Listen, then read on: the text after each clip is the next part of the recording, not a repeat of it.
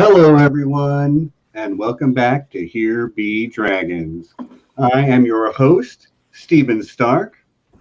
Joining me, as always, my right-hand man, my internet husband, Big John Webster, cinephile extraordinaire.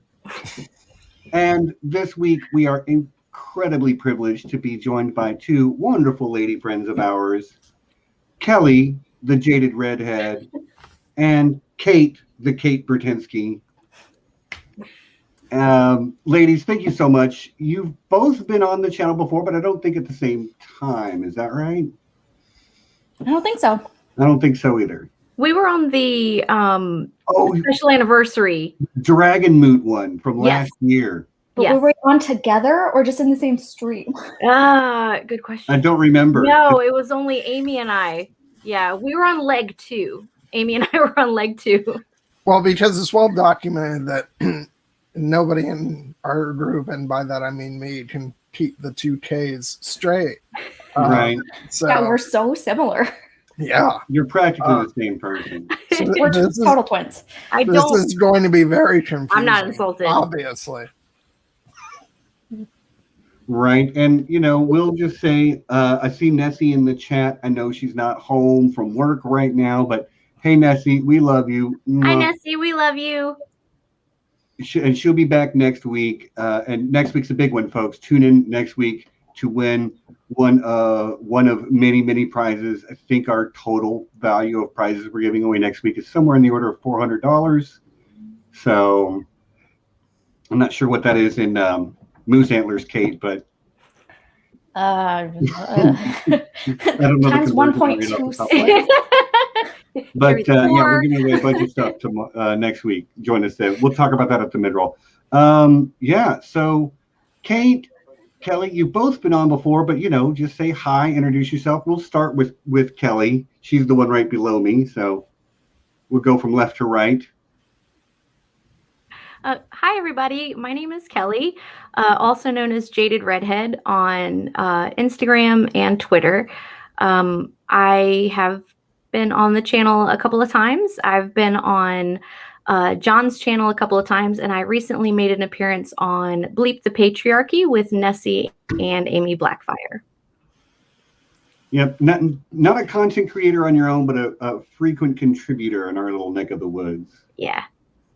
I appreciate the invite, no matter what. Just like, cracks me up because when we get to the mid-roll, I'm going to once again, on the air, be confronting Kelly about a stream and asking her if she'll be available. But at least I won't be outright announcing it. I'll be like, hey, Kelly, you still open for this? Kelly loves Bleep Ahoy, by the way. Kelly loves lots of things. And I know what several of them are, and it makes you easy to troll, Kelly. Yeah. Those push those buttons. Yep. Go on then. Well, let's not bury the lead, though. Also joining us, Kate. Say hello. Hello. And what are you here for? Why'd we pick you? I basically had to claw my way onto the stream. No, you know what? Actually, I'm the token Canadian. That's what I'm here for. So for diversity. Yeah, I'm the diversity hire for this one because show about American patriotism and symbolism. Got to have a Canadian. So Sure. I'm a less frequent contributor to the channel. I've been on Here Be Dragons twice, mostly just in their community streams, and I've been on John Webster Film once. We talked about Mean Girls back in January for my birthday, which was a ton of fun. Such a fun conversation, though. Yeah, it was one, but it was probably one of the greatest episodes. It was so good. John, I agree. I love what you do on your channel, but that movie is so fun to begin with, and then having smart women who really thoroughly understood it, break it down, gave me an appreciation for it I never had. Go check it out. Mean Girls on John Webster Film. Yeah, and once again, I really do have to hype up my delivery of Gretchen's speech for that stream, which I think was Oscar worthy. Yeah, I was just going to say they should give you the Oscar. Right. Speaking of, their Oscars are tonight, and I don't care. I'm like, I have to keep reminding myself. What are Oscars? They feel like such a non-event this year, especially. So, like, this is by far the better programming. Zero Falcons given. Unless you want to see what's the hottest thing in mask couture. Baron Zemo, tell us who you're wearing. Well, anyway, thank you for circling us back, Kate. We are here to, in fact, talk about the Falcon and the Winter Soldier. Do you guys like that I bought a Falcon and Winter Soldier giant-sized poster and pinned it perfectly level with my camera?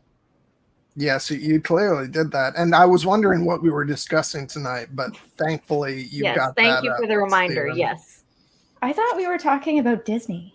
I was here for Howard the Duck. Oh my God! Speaking of, and I immediately checked to see if Potter is in the chat. Because I have something for him. Oh my God! Potter. Gosh. I almost hope he missed it. I don't know. I haven't seen him in the chat yet. I hope he missed it. Serve him right. That's so very un-Canadian of you. Some of us have to break out of the stereotypes. Someone's got to do it. Yeah, yeah. He is here. He is here. Damn it. That was just for you. Nerds. Yep. But no, I do just want to make one side note about the Oscars. I feel like the Oscars have been one long breakup for me. Like I've held on to the hope that like the person that I've been dating for all these years, and by that I mean the Oscars,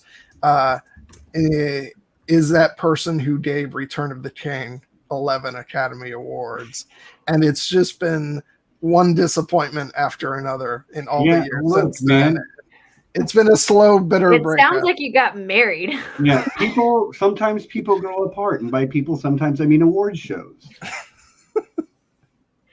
And by apart we mean out of touch. Right. Yeah. So,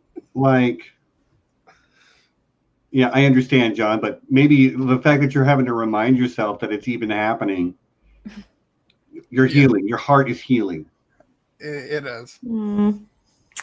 Okay, so shall we talk about Disney, and more specifically Marvel, and more specifically this show right here? Great, because I kind of had some problems in the first half of this show. Okay. For those of you that remember our episode 1 through 3 review, I kind of said, nope, not everything is working for me. Some parts of it are great. Other parts of it are just not working for me at all. And while that trend continues, I do think it's much improved in the second half for me. So while I still didn't love all of it, there are still things where I'm scratching my head going, why are we doing that this way? I think overall, I did enjoy it a lot more, especially as it got more and more connected to its themes. So that's my short read. You know what, Kate? How did you feel about these back 3 episodes, just as an overall? I loved them. I didn't have a lot of the same problems that you did in the first half, so I just thought that it was continuously upping the ante from where they opened. And for the most part, I mean, I have some minor gripes, but I think they really stuck the landing. And, especially the end of episode 4, with the shot we get with the shield, that was just stunning in a lot of ways. And then, episode 5 was really that calm before the storm, sort of like that season 8, episode 2 of Game of Thrones vibe before stuff hits the fan. And I loved those character moments and watching the friendships develop. And like you said, watched the themes really come to the forefront. And I don't know. I loved it. I loved it. I liked it a lot more than I thought I was going to. I went into this fairly tepid because I didn't really know much about these characters. And I was pleasantly surprised. Nice. Glad to hear that. I really am. Like, I'm always really happy when somebody finds something that they really enjoy. So that's good. Which is not to say that I didn't enjoy it, but I probably didn't enjoy it as much as you did. Kelly, how about you? You're like somebody I know as a big time Marvel lover, like especially from the comic books even. So how did you feel? How did this make you feel as the resident comic book nerd? Well, that's the thing, and I just a warning for everyone. I do not read Captain America or Falcon. Apologies, but there's, of course, it's all a part of the same universe. And in this regard, the MCU, I don't have an adverse reaction to the MCU like some folks on screen, but I had some continuity questions, I guess. But overall, I really enjoyed the last half of the season, and I appreciate the time being taken, like Kate said, with the fifth episode, to tell a little bit more of the story and have like a more of a relationship develop between characters. I think that was lacking on some other characters that we potentially could have become a little bit more emotionally invested in their stories. But from what I understand, I think there were some scenes that might have been cut or shortened that kind of robbed us of that opportunity. But overall, I really enjoyed it. I'm only here for the Zemo dance cut. Just like Kate. That's the only reason I showed up. That is pretty awesome. Actually, yeah, they're like we Yes! still like. I mean, the MCU has finally released its masterpiece, and that GIF is. That's your move, guys. Right, like you get on the dance, and this one. Yeah, ladies can't resist it. I'm gonna practice before the con. I mean, how many people at like I know it's going to be Game of Thrones cons, but it's everybody's a big old nerd at those things. How many people do you think are going to be doing that on the dance floor? I'd say some the good ones. At least one. At least one. So all right. So, Kelly, you're maybe a little bit between me and Kate. Like, you really enjoyed it, but there were some things that have you questioning. Mm-hmm. All right, John. Tell me what you thought. You who, by his nature, is not the biggest fan of the MCU. Like, it's probably safe to say you're the least big fan of the MCU on this panel. I'm repping the Marvel that I like. Right, and that's fine, but that's not what we're talking about this week. They're coming to the MCU. Look, I'm ripping Joe Magician, so it's fine. Just wear what you want. No, like this is reminiscent of the animated series, which is why I love wearing it. So like that's always my number one. X-Men and Marvel thing. Anyway, so yeah, and I really enjoyed the first half of the show because I thought it was actually answering a lot of my issues with the MCU in general, kind of a lack of sort of moral gray areas and sort of down to earth and qualities, and that really did continue on through the final 3 episodes. And I was very pleasantly surprised that they stuck the landing in ways that I found very appealing. It didn't all. Sorry, I'm like, just by the nature of it, I'm actually insulting other MCU movies by saying this, but it didn't end in like a big, CGI explosion. I actually did appreciate spectacular.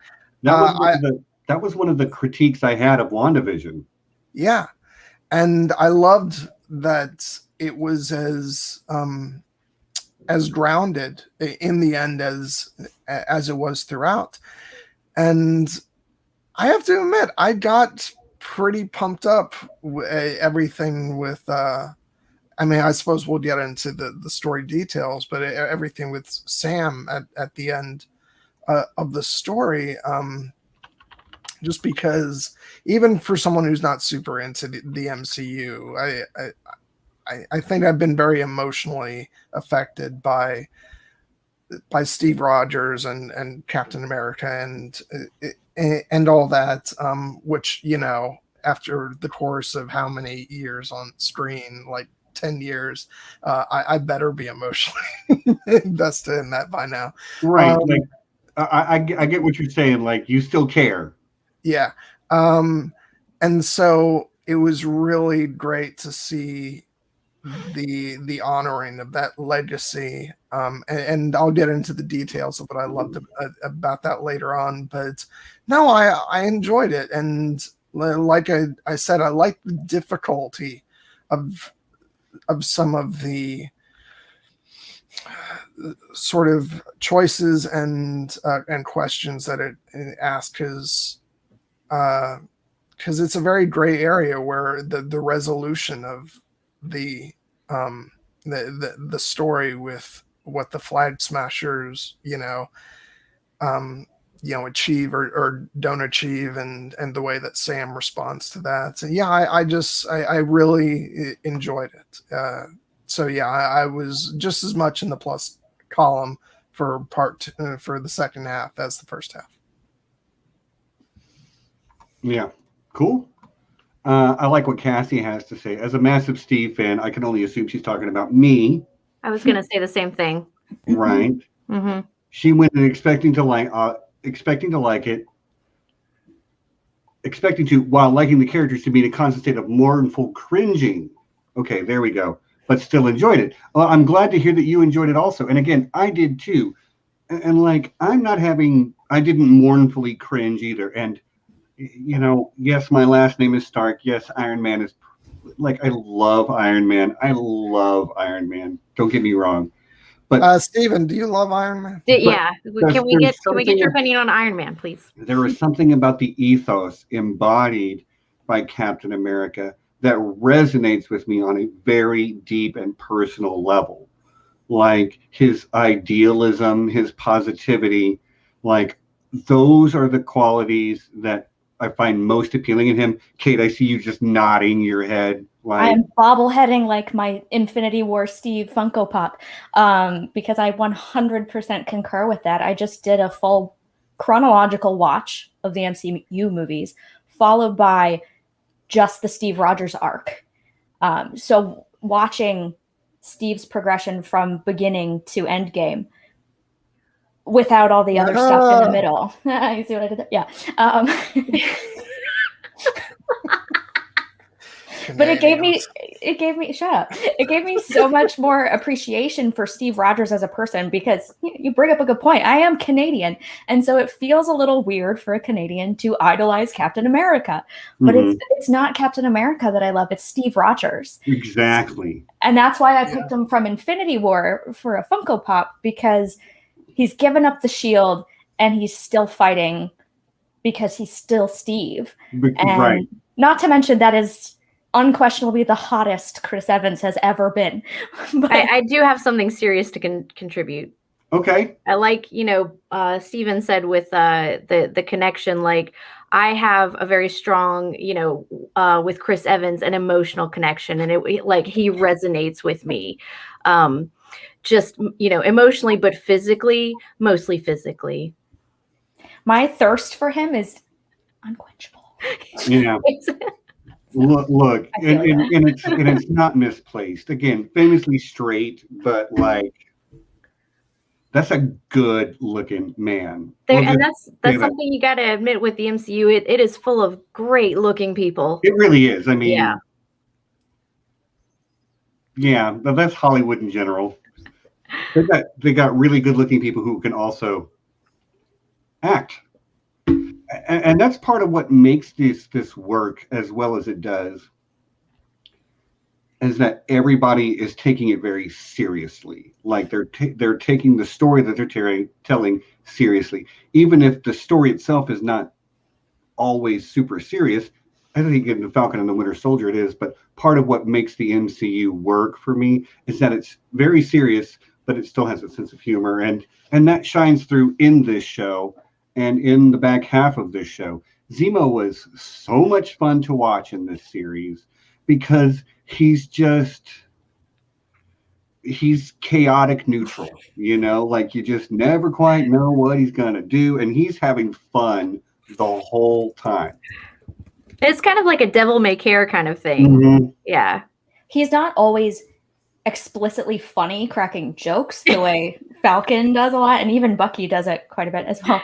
But just his demeanor is just so laughable in the best way. Not saying that as a mean thing, but he's so good. Daniel Bruhl killed it. Yeah. Sorry. So with Chris Evans being Steve Rogers and our emotional connection with him and our love of Steve Rogers as Captain America, I think it was relatable to make that with Sam making that transition. Sam had the same love for Steve Rogers as Captain America. So we were kind of, there's like a transition that we're kind of reluctant to make. So I kind of see, where Sam's coming from, and of course, he loved Steve. So it was, those conflicting emotions and make it all the more complicated with modern climate and modern social events and issues. Just kind of add to the heaviness of the emotion that you're conveying, but also that's not all it is. It's not just drama, essentially it is an action show, but there's that emotional heaviness to it, and I actually like that. I dig that a lot. Yeah, and also just hopping on to the mention of social commentary, I want to say this is a big reason why I enjoyed this show so much, because I think the thing that's been missing from the MCU for me is that they haven't always felt like they're about something. They're about defeating so-and-so and all that, but like what I love about like X-Men in particular is that there's always a social commentary running, underneath, and it's important things to think about and process, and that's what both this one especially is done, and even though WandaVision wasn't necessarily about the same kind of social commentary, it was about dealing with trauma. So I like that the TV realm has allowed them to do that kind of stuff. Yeah, I wonder what Loki's going to be about now. Is it going to be about trauma as well? Because trauma was confronted in Falcon and Winter Soldier as well, and I think it was very well done. Yeah. And you really felt it too. Yeah. I was actually thinking though about that with Loki. I'm like, or is it just going to be chaotic Lokiness? That's why we love Loki. Yeah. But I don't think so, because I'm noticing a trend now where they're sort of digging deeper and discussing certain issues. So I actually expect there to be something underneath the surface for the Loki show, as well as Tom Hiddleston just chewing up the scenery. As it occurs to me how much I really love the anti-heroes, because Zemo was great in this series, very much an anti-hero. I wouldn't classify him as a straight up villain.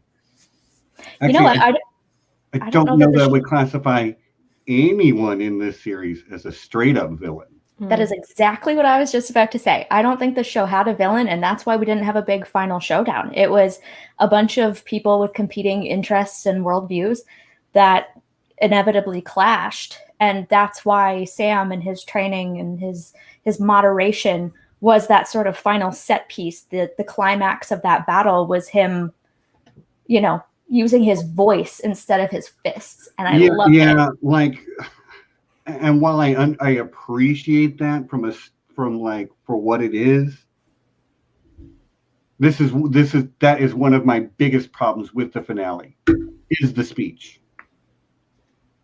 And that's one of the highlights for me. Okay, let me explain to you why. The speech itself is great, but bearing in mind that this is set in a universe where there's wizards and aliens and interdimensional travel, right? This is the Marvel universe, but I find it very hard to believe that a speech by a good man changed the minds of politicians. But it's not just the speech. It's the fact that it was said by the new Captain America on camera being broadcast to the world. It created a public pressure and optics now for the GRC. It made them look really bad. I thought it worked. I watched it again this afternoon and I was like, yeah. Tinkerbell says they would consider Zemo a villain as Zemo killed people. All of our heroes have killed people. You are correct. I was going to acknowledge, correct, Zemo did kill people, but I agree with you, Kate. Like, the Winter Soldier killed people. Bucky killed a lot of people. Do you think those people in the Grand Canyon survived when Sam kicked them out of the air? Exactly. Or not the Grand Canyon. They're in like Algeria. But it looked like that's probably where they filmed it. Anyways, you know what I mean. It's not Canada. But who cares, right? Yeah, I don't know what a map is. Oh my god. Everywhere else in the world looks the same. This is apparently the episode where I just, talk shit about Kate for being Canadian. I don't know what's going on. Well, but I will also say moral high ground, right? And I'm one to talk. I'm a freaking Floridian, so Zemo is closer to a villain than a lot of other characters are, but I agree with Matthew. I think he's an anti-hero. I think Carly Morgenthau is an anti-hero. Well, I will also say, looking at like Zemo is like I think within the context of Captain America: Civil War, he is the villain. Yes.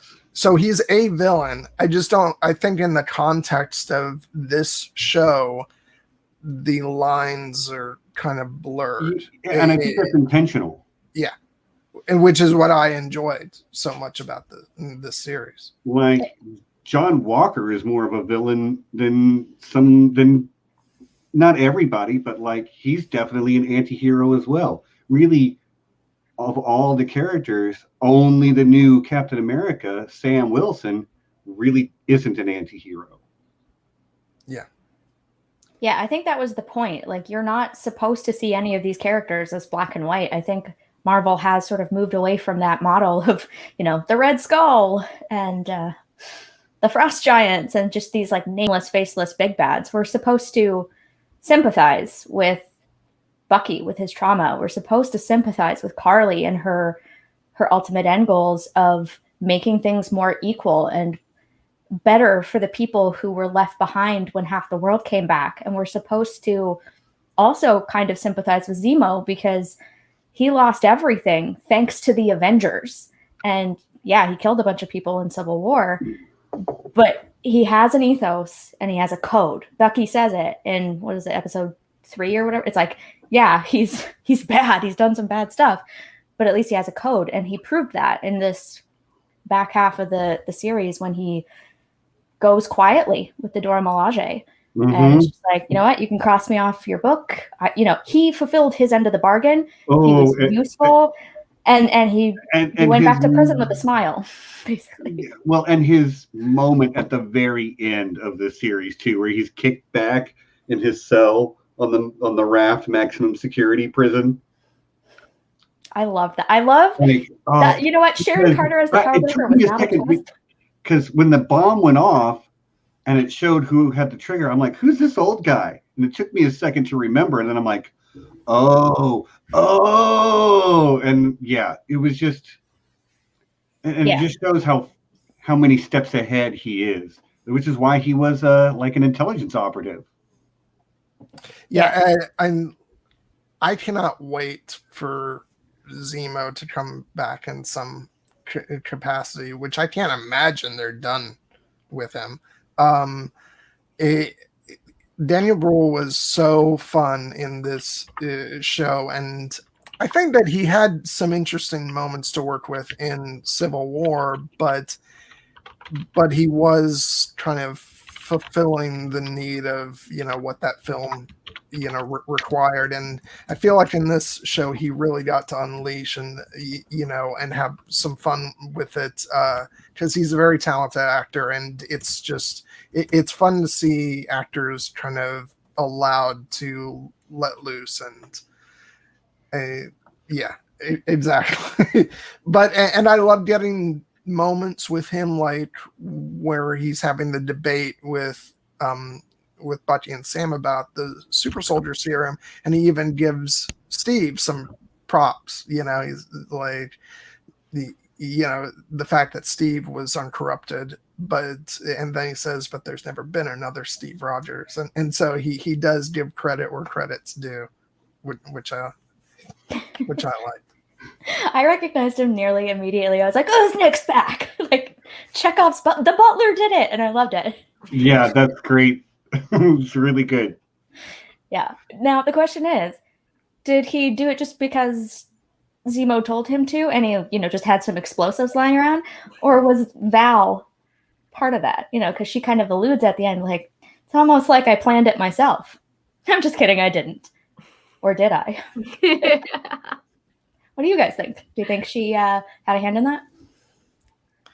I don't know, but can we just I talk don't about how great it is to have her in the in Vice the President of the United States. Like, as soon as she came on the screen, I was like, my interest in the MCU just like quadrupled just by her presence alone. Wow. So. Okay.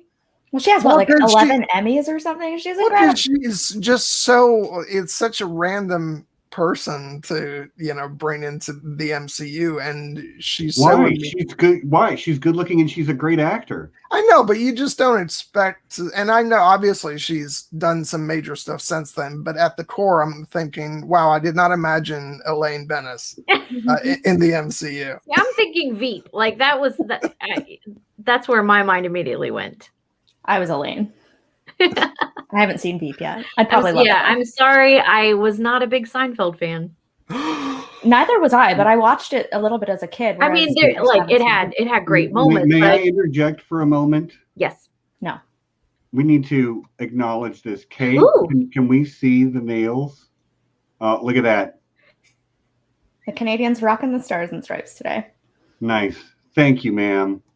Even my socks are red and blue. You don't want to see what I'm wearing from the waist down. It's a live stream. I don't have to put on pants if I don't want to. Is that a tease or a threat? Mm-hmm. I'm clothed. We'll just say that. Okay. Well, it's just like it's pretty much what Cassie says. It's well, I didn't see that casting coming, and I like that, based on what I've read, I don't know the comics, so this may be obvious to some other people. Apparently she's like the evil Nick Fury. So, not much evil as dark. Okay, dark Nick Fury. I haven't read the comics either, but that's they're saying that she's supposed to be sort of like the mirror of Nick Fury, and that's where they're going with her. And it's funny, I, again, haven't read the comics, but one thing I did find out about her is that she was Agent 14, and she had, in the comics, some beef with Sharon Carter. So. Okay. Yeah. Yeah, I don't know. Let's talk about Sharon for a minute, because I did not see that coming. Oh, I did, but I've been watching a lot of theory videos. So. Well, okay, I mean, I wasn't, but it's like I said, had kept hearing about the power broker, and we hadn't seen them, so I knew it had to be somebody like in the story. That's just kind of how that works. But like, she was so much on like, what a twist that would be. Or is she a Skrull? I've heard a lot of that going around, but I don't think so. I mean, would she need the like face mask thing if she could just change her appearance at will? Good point. To convince Sam. To convince Bucky that she's she's already convinced Sam of one thing. It was part of a grander plan. It was obviously, she came into contact with these people that she knew, and she knew that she could take advantage of them because they were after the same person that she was after. She could use them to do her dirty work and stay anonymous, fly under the radar, pretend to help them, and then she could get her pardon, return to the United States. Maybe I'm not being clear with what I meant, because people are like, I found it to be very obvious. I mean, like, I understood that, like, that was what was being kind of like teased or hinted at, but I'm like, really? We're going to take Sharon Carter, who is, one of the good guys, like the goodest good guys, turned against, went rogue when S.H.I.E.L.D. took over, or when Hydra took over S.H.I.E.L.D., and like, she's always fought on the side of Captain America and those who fight on that side. I'm just like, again, there's that ethos he espouses. Like, I just would never have expected them to make Sharon Carter maybe the villain. Yeah, but when you see what she's had to go through, I mean, it definitely worked for me. And the fact is that people disappoint you, that's kind of, I'm interested in them exploring stuff like that. To where your good guys don't always stay the good guys. They go through things. Yeah, well, why her? I like her. I have nothing to say to that. I like John said, I think what she's been through has sort of justified this. She had to go on the run with everyone else, but she didn't get a pardon like they did. She didn't have the resources that they did. I'm just saying, Steve Rogers never would have become the power broker. But there is no other Steve Rogers. Yeah. Maybe that's why we love him so much. It totally is. But yeah, you know what? And Madripoor can change you, man. I guess so. I mean, Sam is not Steve. No. Sam is great, though. I have to say, one of the things I loved was that they didn't just put Sam in like the Captain America suit. Yes. He's special. Yeah, he's still, retains, being the Falcon, even if he's called Captain America now, but he's like the Captain America-ized, Falcon. I really enjoyed what they did with all that. Yeah, they managed to work in a lot of parallels with Steve, like, especially because I just watched all of Steve's movies back to back. I can like see the moments where I'm like, Sam faces something very similar here. Writing. And but they managed to do it with Sam retaining his own personality and his own conviction in it. He's not, carbon copy Captain America, and he's not cosplay Captain America. He is Sam Captain America. Captain Falcon?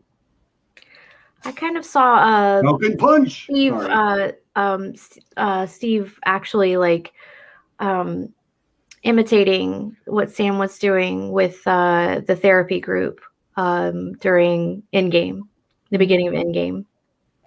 Yeah, it was a very sincere and sweet homage to Sam, because you could tell like Steve, that was really, breaking him. It goes to show how Steve didn't just like Sam or didn't just respect Sam, but he also tried to emulate Sam himself in that action. And that's why he picked Sam to follow his legacy. And it's just, when I realized that when I rewatched Endgame this weekend, I was like, okay. Yeah, I have to say, I mean, there's some choices about Endgame that I don't completely love, but I've always loved that the sort of opening acts of that film, and that scene with the therapy group with Steve is really a high point in that film.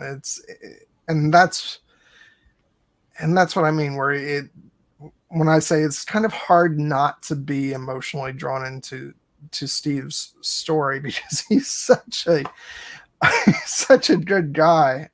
You really respect him and care for him, and now I feel like that's been enhanced also by getting to know and love Sam a bit more. I'm interested, like, if I go back to watch Winter Soldier, how like that opening is gonna feel when they first meet and they're having their back and forth and stuff.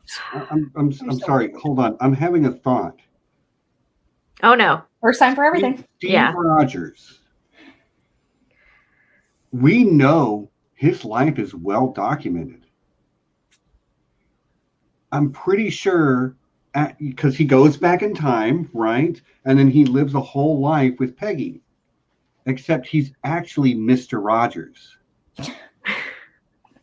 Because there's the only other person I can think of who has that same level of like positivity and acceptance and love for their fellow human beings.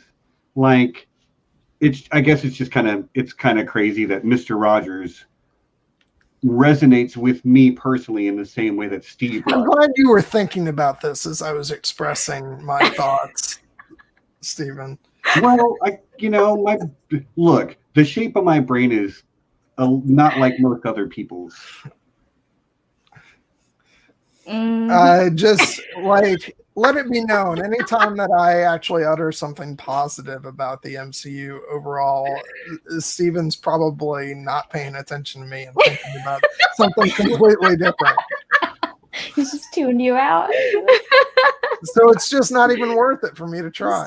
Steven's got his own what if sitcom happening in his own head. I love it. And I'm reading the chat. You know what it's like hosting, John. You know what it's like hosting a live stream.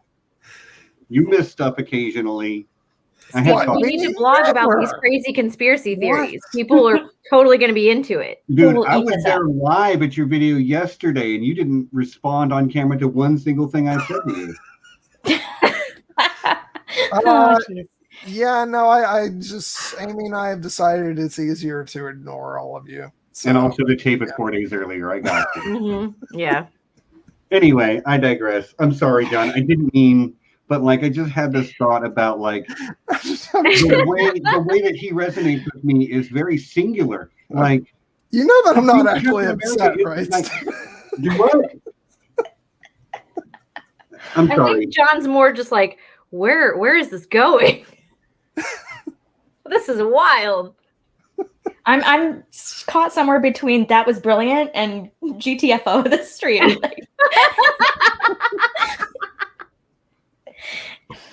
I'm done. Okay. Okay, bye, Steven. I'll put myself in the bottom corner. You know what? Let's give the ladies a moment to shine. Okay, Kelly, or you know what, Kate, you're in charge now. Yes. Power. I'm getting motion sickness. Like, so the question is, how do you responsibly use the power that is allotted to you? And that's what I'm asking myself in the number one position here. How would I wield power? I mean, you're in charge. Yes. All right. I'm sorry. I didn't mean to derail it. John, you were saying something profound? No, go on. I really want to hear more about Steve as Mr. Rogers. Well, he is. Once he retires from the military, he's not Captain Rogers anymore. He's Mr. Rogers. Well, they keep calling him Captain up through at least through Winter Soldier. No. at the end of Endgame, he goes back in time and then grows old with Peggy. When that Steve Rogers gets to the 60s, he starts a television show in Pittsburgh. It's the only possible explanation. Those are the only two humans that I have ever heard of who have that type of like, they resonate with me in the same way. They are touchstones for the person that I want to be, with that level of positivity and acceptance and just loving care for your fellow human being. That is like, there's a lot of really loving, caring people in the world, but there are few that reach that level of Steve Rogers or Fred Rogers. Fred Rogers. Right. His assumed name. Yeah. Cleverly disguised alias. Now, there's a show I would watch. I would watch the hell out of that too. Yeah. But although I do have to say, I kept asking myself, I'm like watching this, I'm like, where the hell is Steve right now? Because we're not actually told like that he passed away or anything, because this is like really shortly after Endgame, right? So yeah, but he's old, man. Yeah, he's old. He's old. Yeah, but they never, like, nobody ever explicitly says that, you know, he passed away. So my assumption actually is that he's still actually out there and just kind of living out a quiet life. He is. He is 100% living on the moon with Nick Fury. That's like common knowledge, apparently. And Luther Hargreaves. Sure. Oh, Steve. I haven't watched Umbrella Academy yet, so. Hey, but you at least knew what I was referencing, so. Yes. Yeah. Matthew three, thinks you're right? right. Yeah. Okay. Yeah, he's totally with Nick. Yeah. Duh.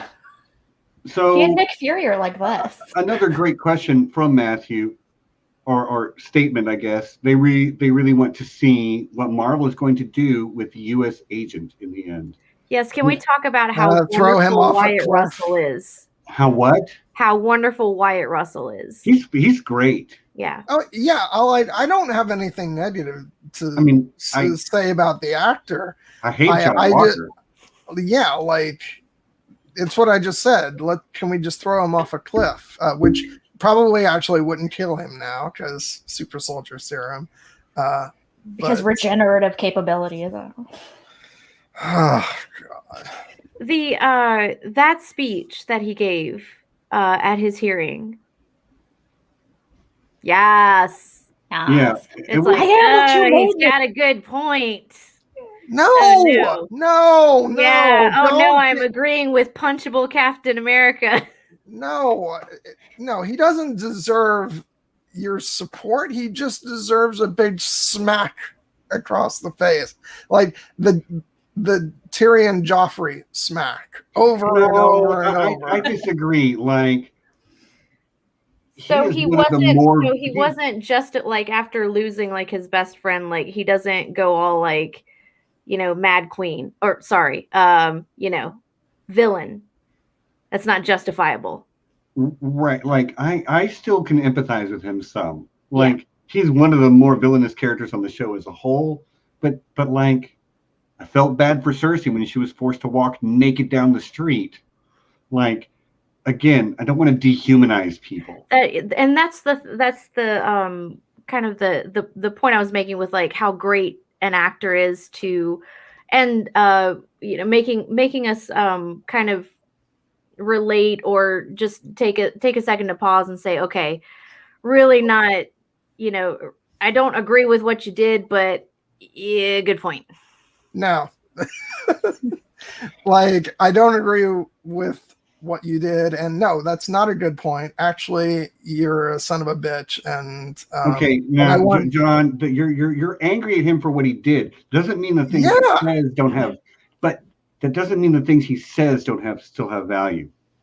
Yeah, if you're just going to villainize the individual, then you're allowing broken the clock military is right 2 times a day. So okay, but you know, it's a stunning indictment of the United States military and its policies and its procedures and the way that it treats its active soldiers and its veterans, that, you know, he's absolutely not wrong. He is what they made him. You know, he is a white man who was given a gun and a lot of combat training, and then he went into Afghanistan and had to do some stuff that he knew was not morally right. Okay. And they rewarded him for it.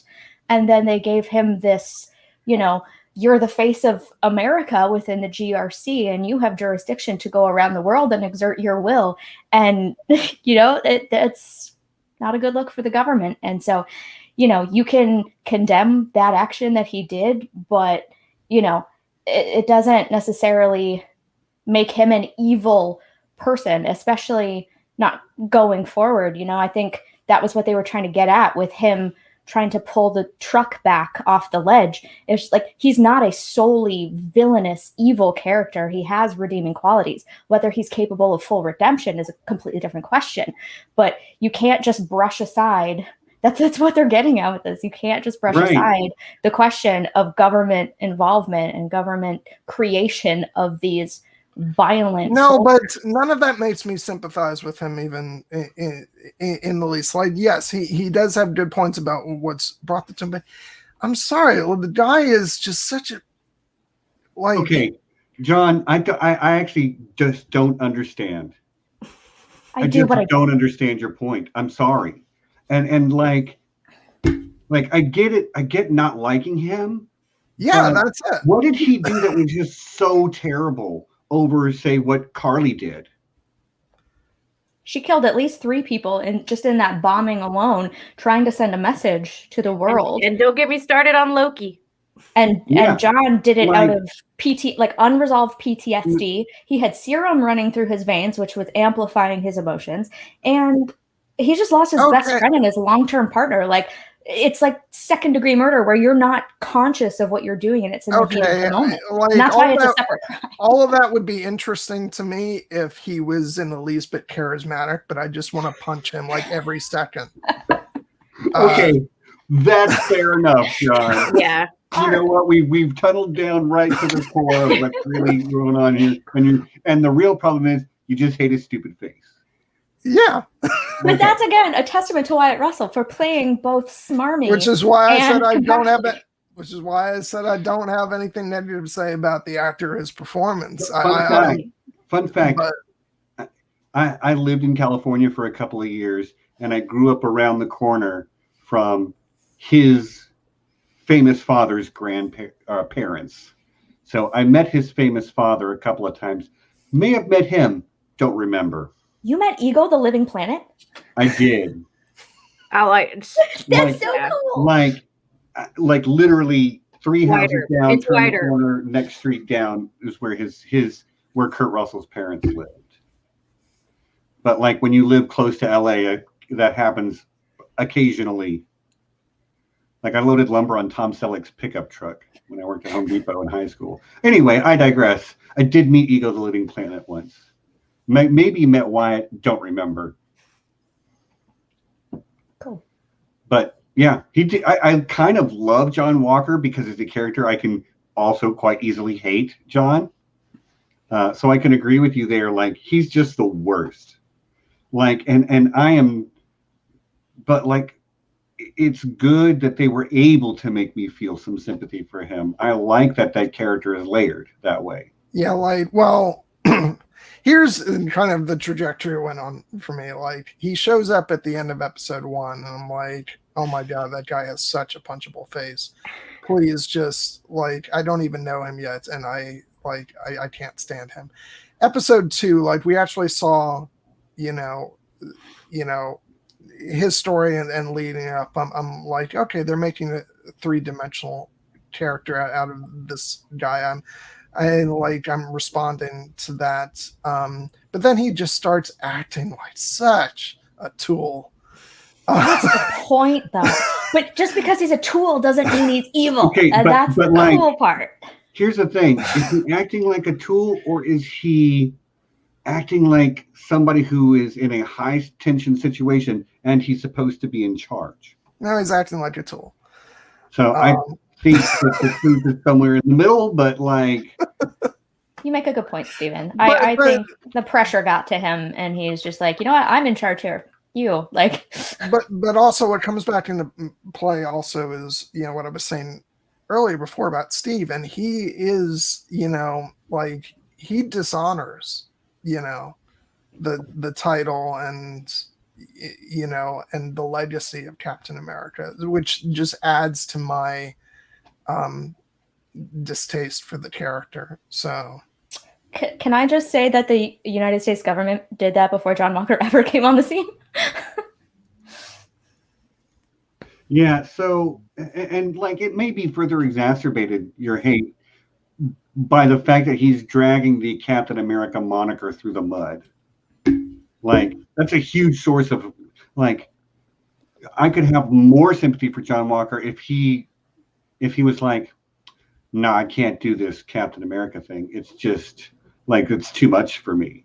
Like, that, I would have loved to have seen that moment for him, where he admits, like, okay, I'm a combat trained soldier and all these medals and awards, and like I'm recognized as, and I tried and I failed, and it's because that ideal is above my reach, because it's above everybody's reach, really. There's only one Steve Rogers. Just going to keep circling back to him. Yeah, but I think that would have been an interesting way to play the character. It's not how they went, and I think I would have preferred my version. But, you know, we'll see what happens. You know what, though? We've been going for about an hour, so why don't we stick a mid-roll in here, and we'll come back at this fresh. All right, and we'll stop talking about John Walker. Thank God. All right, I'm going to put us back on top for just a minute. So yeah, got to reassert your dominance. Right. Hold on. There's the energy. There we go. Right there. No, but for everyone who's here right now watching live, thank you for being here with us live to watch us talk about this show. Please remember to hit the like button. It does make a difference. It helps us spread, you know, the YouTube algorithm gods. We gotta feed the machine. So hit the like. If you haven't subscribed, please do that. I dream of one day of having 1,000 subscribers. That would be awesome. Yeah. So also got to make sure we thank our patrons on Patreon. They're a fantastic group of folks that help keep everything running. Got a new green screen, as you can tell. So like. Patreon helped pay for that. So wait, that's not a poster? No, it's not a. Fooled you. I know you thought it was a poster, but color me shocked. Yeah. But, I'm sorry. I'm not going to be able to get her. Oh, finally. He just had to. John flipped his table. Okay, and maybe I can get over it. Okay, but yes, our patrons, our High Council of Patrons consists of Lord John Bronsteen the Wise, Sixto Sounds, aka JP the Axe Grinder, and of course, ridiculous Ed Tollett, this guy right here. Love you, Sean. Drive safe on your way home from work. Yes. And they are assisted by the lords and ladies of the realm, who are Lady Leaf Underhill, Aemy Blackfyre, lover of poles, Ryan Stavka, the Russian quartermaster, and Reflective Rambling, who doesn't have a cool title yet, but will soon. I'm looking forward to, and if you want to become a patron, links down in the description. Yeah, as per usual. Okay, so John, what do you got going on? Oh, do I have things going on? What's going on over in your neck of the woods? That thing that you produce. Yeah, so we're finally, full on into the Cinematic Realms podcast after after me Okay. teasing it and teasing it and teasing it. Oh, Kelly's ready. Yeah, so we just dropped our episode on The Wizard of Oz last night, which, by the way, I have to say, I've already said it in the Slack group and everything, but I am just overwhelmed that you guys all came out in full force and we're still chatting away as if we were live. That was a lot of fun last night, and I enjoyed getting to be in the chat with all of you. The thing that I did not enjoy was having to listen to myself, because that is a painful experience. My sympathies, everyone. Yeah, Yeah, we all hate that. Thank you. Yeah, I basically never watched these back for that exact same reason. Yeah. And I would also say I'd love if any of you haven't seen it to go back and check out our introduction episode of the podcast from the week before, because Aemy and I had a lot of fun just BSing about a lot of random stuff. You can watch the video versions over on the John Webster Film YouTube channel, or you can check us out, the audio version of the podcast on iTunes, Spotify, wherever you normally get your podcasts. Sorry, go ahead. I don't have like a link tree for all your podcast stuff, but if you search Cinematic Realms on your favorite podcast device, you'll find it. Yeah. And the next one coming up is going to be our first installment of the Nightly Hour, where we're going to be talking about Pirates of the Caribbean, The Curse of the Black Pearl. And we're doing that with Lady Triple. So look for that next weekend. And as a matter of fact, it'll be same time Saturday at 7 p.m. We just decided that there's no reason not to go ahead and do premieres every week, because I think it's going to be a really fun time to just continue on doing that. After that, Kelly, if you're available that week afterwards to record an episode on X2, we would love to have you. We're very flexible whenever you're... Yeah, work out the scheduling when we're not live. We can do that. What? Of course, we had talked about this before, but then I decided to be lazy, and I had to take a big long break, so everything got pushed back. But we're back in the full swing now, so hopefully we can do that. And then once we get through that, we're going to be doing an episode on The Little Mermaid, which we're going to be recording with Bronte. Yeah, Bronte. Bronte with an umlaut. Lord John Bronsteen the Wise, thank you. And this person down here, who is kind of like me? No. And Kate's kind of okay with Disney movies, so I think we'll make it through that. But yeah, so just go ahead and search for Cinematic Realms wherever you listen to your podcasts, or watch us on YouTube. So yeah, that's it. Cool. Okay, so I'm going to look past next week first. In 2 weeks, I think we're going to do a What is a Dungeon and Dragon and Why Should You Do It? I've already reached out to a couple of people to be guests. Please tell me. John, if you want the week off, you probably a good time for you to take it, You're welcome to be here. Maybe I even want you here to ask questions, from the less initiated's point of view. But yeah. So that's something we're looking forward to. Also,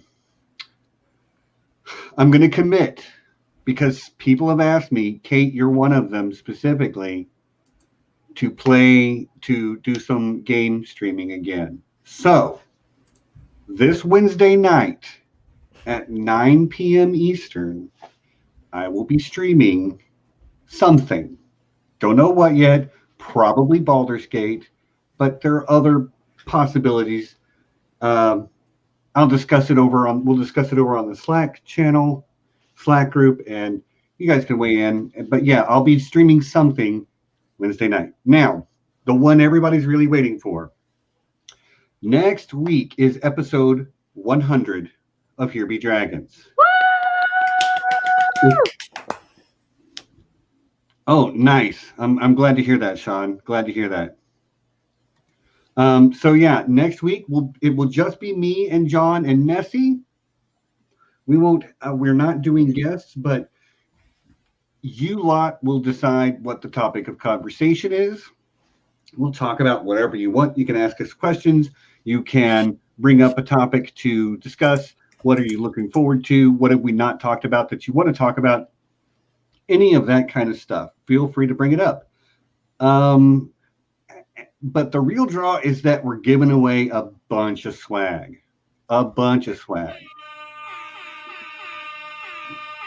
Thank you, Kelly. Including, but not necessarily limited to, a trilogy of DVDs starring the lovely Keira Knightley.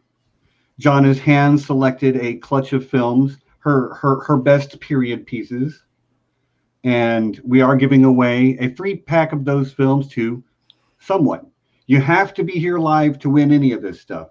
We're also giving away a $100 gift card to Sanrixian Threadless Shop. We are giving away $100 worth of Michael Klarfeld Game of Thrones map. He's a very famous artist that does Game of Thrones maps, and his stuff is fantastic. He has a lot of he takes photographs of people from the fan community and turns them into historical characters around the side. For instance, Lady Triple, who John mentioned, I believe she's on One for the Reach. She's portraying one of Garth Greenhand's daughters. Anyway, he's a fantastic artist. We're going to be giving away about $100 worth of stuff on his shop, and we are also giving away 1 ticket to Con of Thrones. If you think you can win any of this stuff, you got to be here live. It's going to be real easy to enter. You just need to, we'll have an email. You'll write an email with a certain subject line. I'll count how many come in, use a random number generator, and that person will win. And I'm pretty sure this stuff can ship all over the world. So yeah, just join us here next week to win your free stuff. And to ask us whatever you want to ask us. I will probably do some Zemo dancing because we're celebrating. It's 100. Really looking forward to it. Yeah. So I think that's it for me. Kate and Kelly, you don't really do content on your own, but is there something that you have coming up other than just the X2? Yeah, apparently I'm going to be on an X2 stream Okay. So yeah, I'll be recording with John. So we did John and Aemy and I did the yes. How can I forget? Aemy, that is Michael Klarfeld's art style right there. That is Aemy as Jane Marbrand. There it is, guys. So I did the first X-Men movie with Cinematic Realms with John and Aemy. So I will be doing X2. Yeah. And when it's Marvel, you call Kelly and see if she's busy. I will be eventually doing some recording with Aemy as well, talking to her about specifically X-Men. Nice. Yeah. I'm looking forward to all that. Me too. Kate, you got anything coming up? Of course, the one time I actually have immediate stuff in the pipeline to plug, John spoils it and announces it first. It's his channel. But yeah, How dare he? I should have asked you first. Right? I'm the most boring one. Start with me and then build to the good stuff. Yeah, so we're going to be talking. The tiny fish woman. Yeah, we're talking about the singing crab movie. Yeah, we're talking Little Mermaid, which it's going to be fun. So yeah, I'm preparing for the role. You'll see, it'll be great. Oh, yeah. I can't wait. I can't wait to see this. Yeah, it's going to be good. I love that movie. I especially love the crab. You could say I'm a Sebastian stan, but Oh God. Let's turn it back to the actual I'm out. Sebastian I gotta Stan. go. Bye, And guys. I'm look, kicking you out of hey, your own stream again. Look, we're talking about the Falcon and Winter Soldier. I can get away with it this time. Okay. I mean, I'm a Sebastian Stan. I have been since 2009, but that one crossed a line. It was like dad pun extraordinaire right there. Yeah. It was right there. I had to. I'm sorry. We have hit a pinnacle or a pit. I don't know. I don't know how With to feel that one. anymore. I'm adrift. Glad you made it home, Sean. No, he didn't get home yet. He's Oh. out of work. He's just getting off work. Oh, sorry. Yeah, Out of work. Okay. I'm just closing up, but be careful out there. Yes. Drive safe. I'm getting threatened by Danny again. Yeah. For my. If you're not careful, Aemy is going to take over your channel and you will no longer have any say. You're all at risk. Never. Never safe. Well, John will be back in just a moment. But we can return to Sam Bucky, the show now. I still call it that in my head, Sam Bucky. I like it. Yeah, it's a WandaVision knockoff, but like Sam Bucky. We have the BFF that's Sam. That's actually the real hero. Can I just say, like, I'm not a big shipper, but I kind of fell in love with the energy between Sarah Wilson and Bucky Barnes. Like, I need it. I so good. Like, I loved it, and I love how much Sam hated it. You know, and they have the best ship name ever too. For those of you who don't know, though, their ship name is Starbucks, which is so good. I haven't heard that yet, and I love it.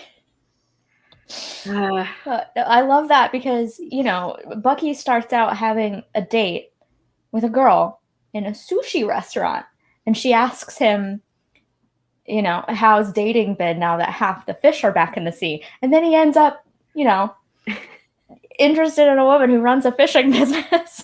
They're just like, oh, I hadn't made that connection. that is prime Yeah. Marvel connection right there. And I'm That's here for subtle. it. I love it. That's the thing. Like, Bucky is so uneasy with Izzy, and like, he knows her pretty well. He seems to go to that restaurant with Yori a lot, and he's still kind of tentative with her. He's playing it very safe. He walks out on her. But with Sarah, he's just like, hey, I'm Hey. Bucky. Yeah. He's just so at ease in Louisiana. And I love seeing him let his guard down and like just really, he says it to his therapist in episode 1. You know, she's like, so what do you want now that you're done fighting? And he says, peace. And I think that's exactly what he finds in Louisiana. And I want more of it for him. Bucky is definitely invited to the barbecue. Yeah. Yeah. It's going to get hot. Yeah. And by the way, that's real Southern barbecue energy too, right there. What that they had going on. Wasn't it like a crawfish boil or something? There's like big shrimp and corn. Probably, because like you say, it's not. I mean, it would look slightly different in Texas. It wouldn't be on a boat, you know. but like the energy is real. But yeah, and she was an interesting character herself as well, and was able to be a mouthpiece for kind of a complex, you know, her position of, I'm the one that's here, I'm the one that's bringing up the, you know, I'm the one that has to get up every day and take care of 2 children and make sure the boat works and deal with the bank and pay for everything. And all this stuff, and it's a message about what women have been put through for a long time as expected to be caregivers, but as economy has changed and the world has gotten to a place where women are in the workforce a way they just weren't 100 years ago, but they're still expected to continue to achieve all of those motherly, wifely duties. Like it made me really love that character, seeing her come from a place of such strength. Because this show is not just about black and white, but it is about that, but it's also about American exceptionalism, but it's also about,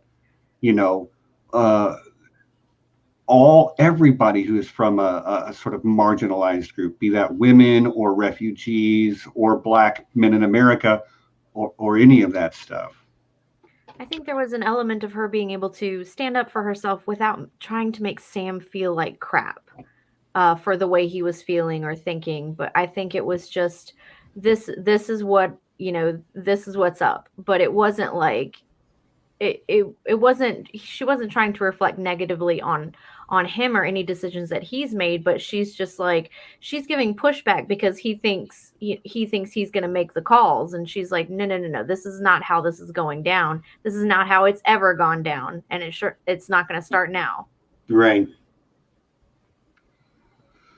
But some of that is based on, not some, all of that is based on the choices he made, doing what he thought was the right thing to do. Again, he joined the military in order to try to create a better life for himself and his family.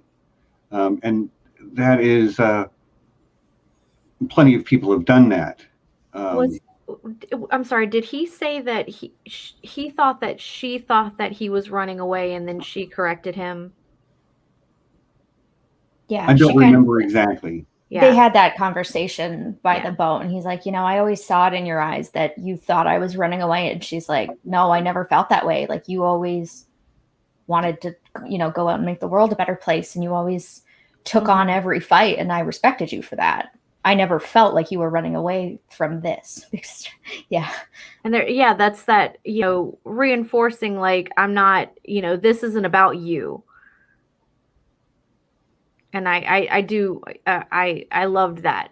Her role in the show and her contribution to the rhythm of the storytelling. Yeah. I think episode 5 was perfect. Yeah. I don't know who that actress is. I don't know a lot of people outside of the context. I see them on my fantasy and sci-fi stuff, but like, she brought it. She was a strong female character without straying into that, like, oh, we'll just slap some masculine qualities on her and that makes her a strong woman. No, she was a devoted mother, but she could turn a wrench too. And I love that about her character. And I said this back when we were doing our first discussion, what I really enjoyed about those scenes, but Sam, with his family, and episode 5, I think was really excelled at this of just showing real people and real situations, and it just made me more emotionally invested. And I absolutely loved her character and the dynamic she has with her brother.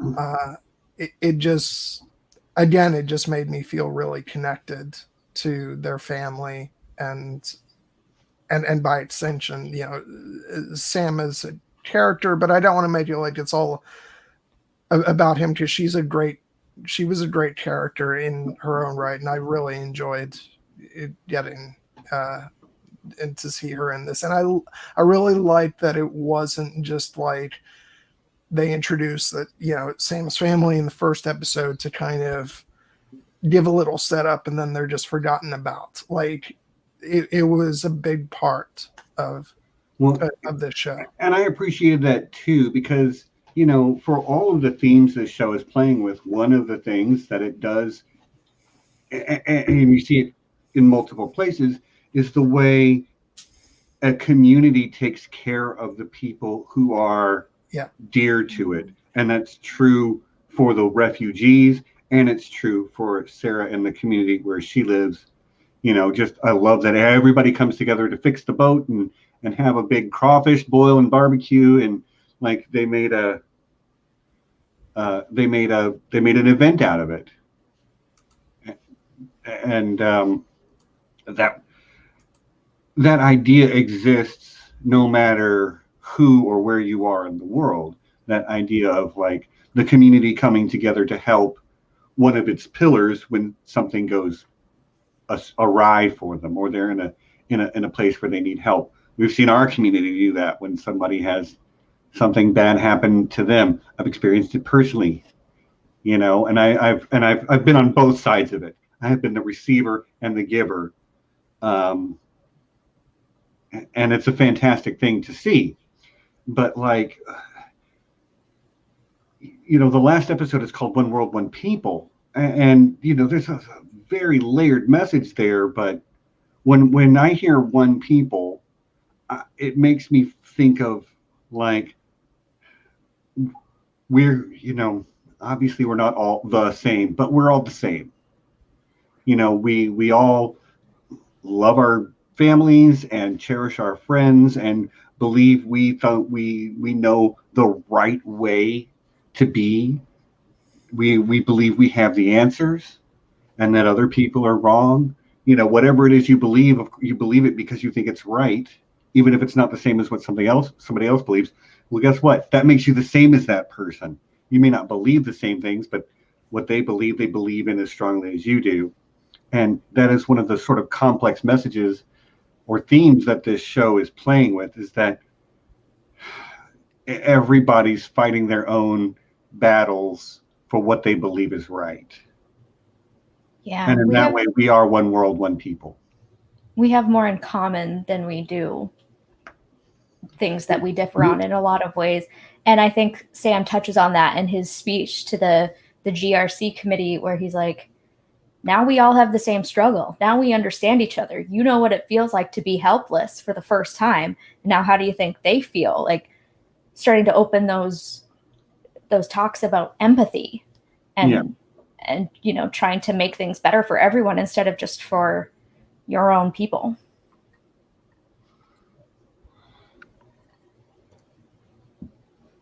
Okay, so what did we think about the parallels between Sam and Bucky and Fake Cap and his friend Lamar? I'm just going to call him Battlestar because I love that he gave himself that cheesy name. I know there's actually a Battlestar in the comic books, but in Bucky's response to that, like, all right, stop the car.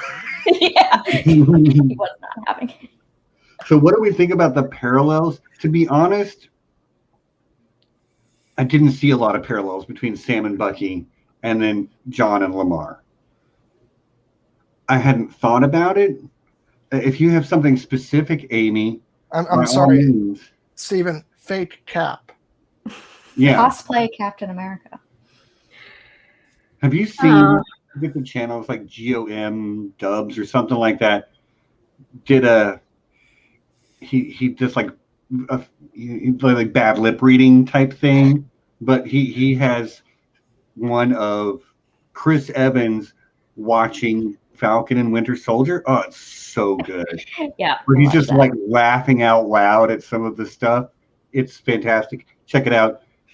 Like when the new Cap comes out with the shield and he just like starts laughing. Yeah, and he keeps he calls John Walker Popeye because there's like a meme of. Oh my god! Yes. So funny. Oh my gosh, check those out. I can't remember the channel, but like, if you just look for Captain America Reacts, you'll probably find it. So good. Aemy says they are mostly anti-parallels. Bucky and Sam have a more genuine friendship that doesn't seem hierarchical, whereas Fake Cap seems like a boss around Lamar, but Lamar does push back.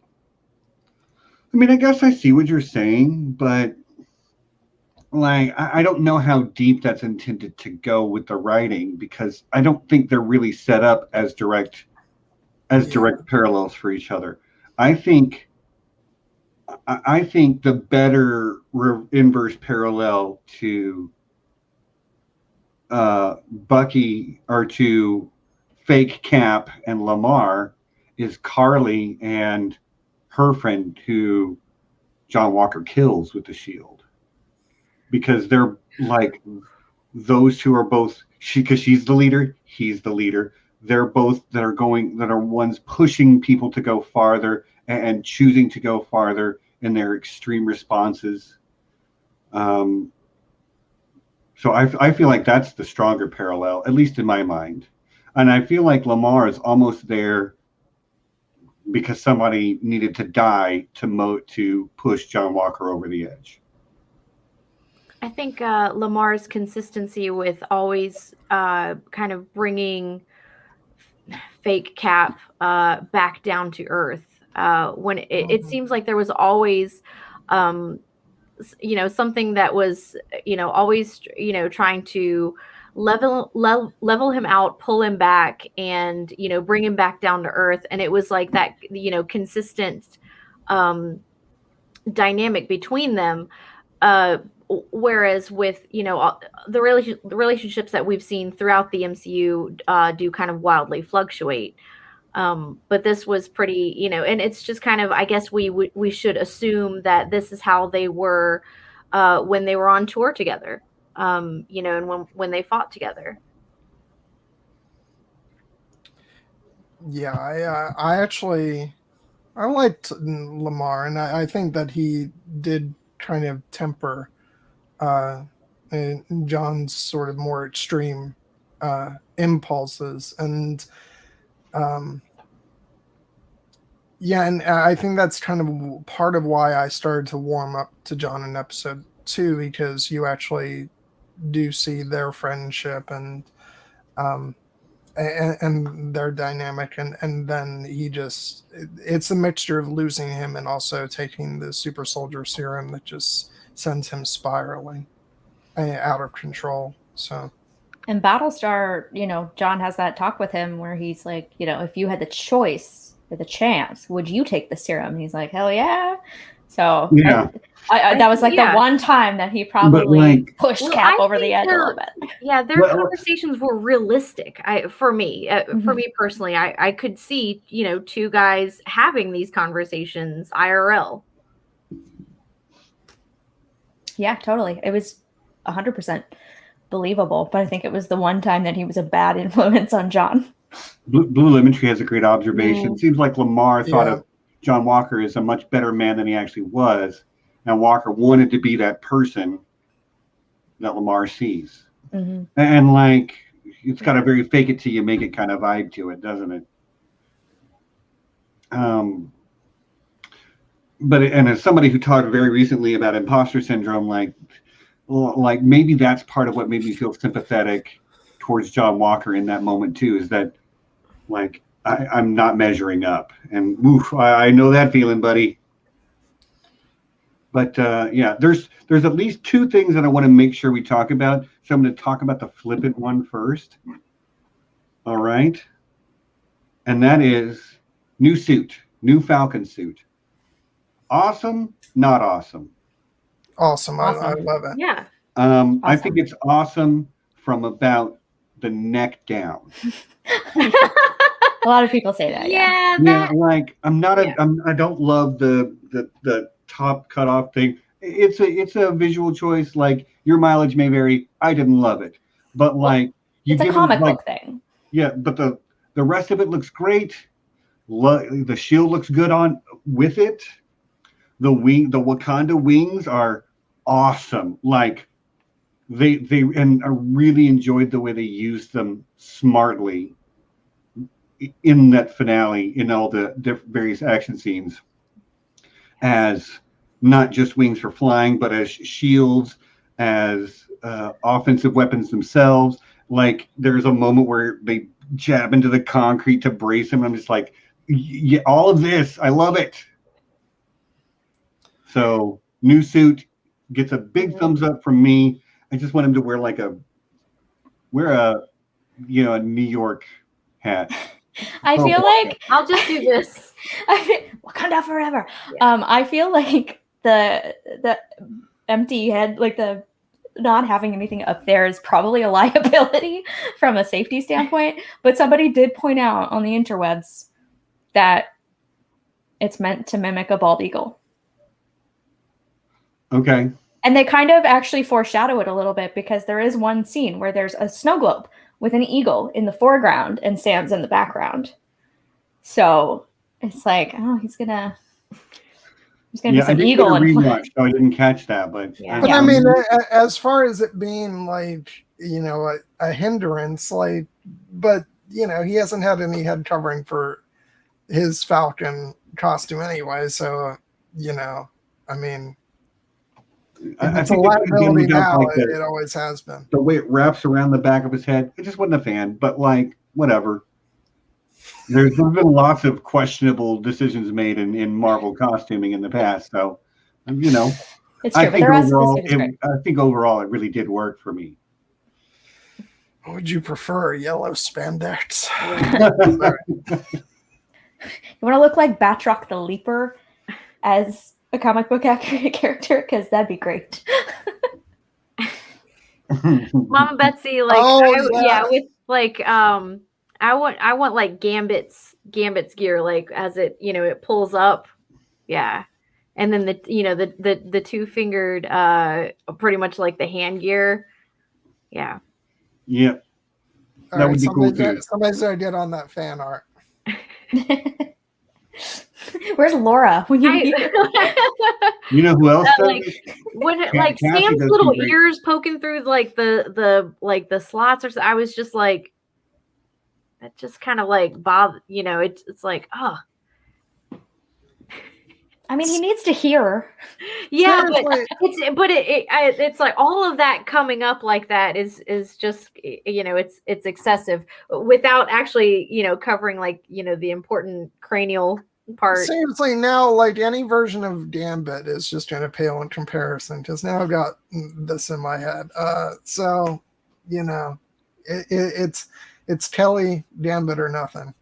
And I love how he's got like Under Armour. Right? Like you can see his Under Armour underneath, and you're just like, yeah, that's going to protect your neck. Well, okay. I wanted to make sure we discussed the Wakanda suit. I think it works overall. Mm-hmm. I'm not in love with it, but I do like it for the most part. The other thing I want to talk about is, and this is the heavier, more serious one. Mm-hmm. We haven't really talked that much about Isaiah Bradley and how he was represented in the back half of the season. And to me, the most powerful quote in the whole series: "They'll never let a black man be Captain America, and no self-respecting black man would want to be Captain America." And that was such a gut punch to me because I'm like, I can't argue with him. I'm glad that Sam was able to find a way to overcome that point of view, but I didn't have the argument for him. Yeah, it was one of those things where you completely understand that point of view and you don't want to object to it because, especially not me, because like, you know, what's, you know, I have no right to object to any of that. But at the same time, it's like you want your heroes to be able to then overcome that and say, and what Sam does, he says, "You're right, but you know what? I'm going to do it anyway because I believe in this, and I believe that we can get to a place where there, you know, where that is possible, and where, as Sam says, he believes that we can do better, and that's why we love him." So, but Isaiah gave me like a lot of just this part of the story. He gave me a lot of like Watchmen vibes and all that. I do have like one like little criticism just about how they handle his character, and it's with like the very end of the show, in that I think some people had an objection, like his reaction to like seeing like his display and all that. That's not my objection, because there's what people say and is how they actually react in situations, and that felt authentic to me. My issue is with Sam taking it upon himself to do that, because that felt like it might have been over stepping in light of what Isaiah had said to him, previously. Yeah. But yeah, we're gonna. But I get why they did that. But as far as like the character overall, oh my God, just one of the absolute highlights of this series. Great character and fantastic performance. Mm-hmm. Agree, which is why, like, we've gotten to this point. And I'm like, no, we're not going to get to the end without giving this character and this actor their proper due. He didn't have a whole lot to do, but man, did he really just brought it. He brought an emotion and a point of view to the story that he just lacked before that. Kelly, Yeah. Kate, anything you want to add to that? Yeah, I definitely have some thoughts on that one. I thought I kind of see where you're coming from on this, John. I did feel a bit like an overstep, but at the same time, I don't think that the plinth that they added stated that he was alive. Like he didn't specifically out Isaiah as still being around to be, found out or retargeted or anything like that. I mean, bringing him out into public to the Smithsonian's a different story. But I think it speaks to the importance of our institutions, our museums, our archives, our libraries, capturing that part of the historical record, because it's something that's been historically left out of those institutions. And as keepers of our public memory, there's nothing more important than having them tell the whole story. And Isaiah's story was as much a part of Captain America's history as Steve, John, and Sam. So I think it was, tough to see him go against the wishes, but at the same time, I still feel like it was the right thing to do overall, because he should be remembered for his heroism and for his service to the country. And I agree, because there's never going to be a Black Captain America until there's a Black Captain America. You know what I mean? Yeah, it has to be normalized. It has to be remembered. They have to remember. Which is why representation matters, people.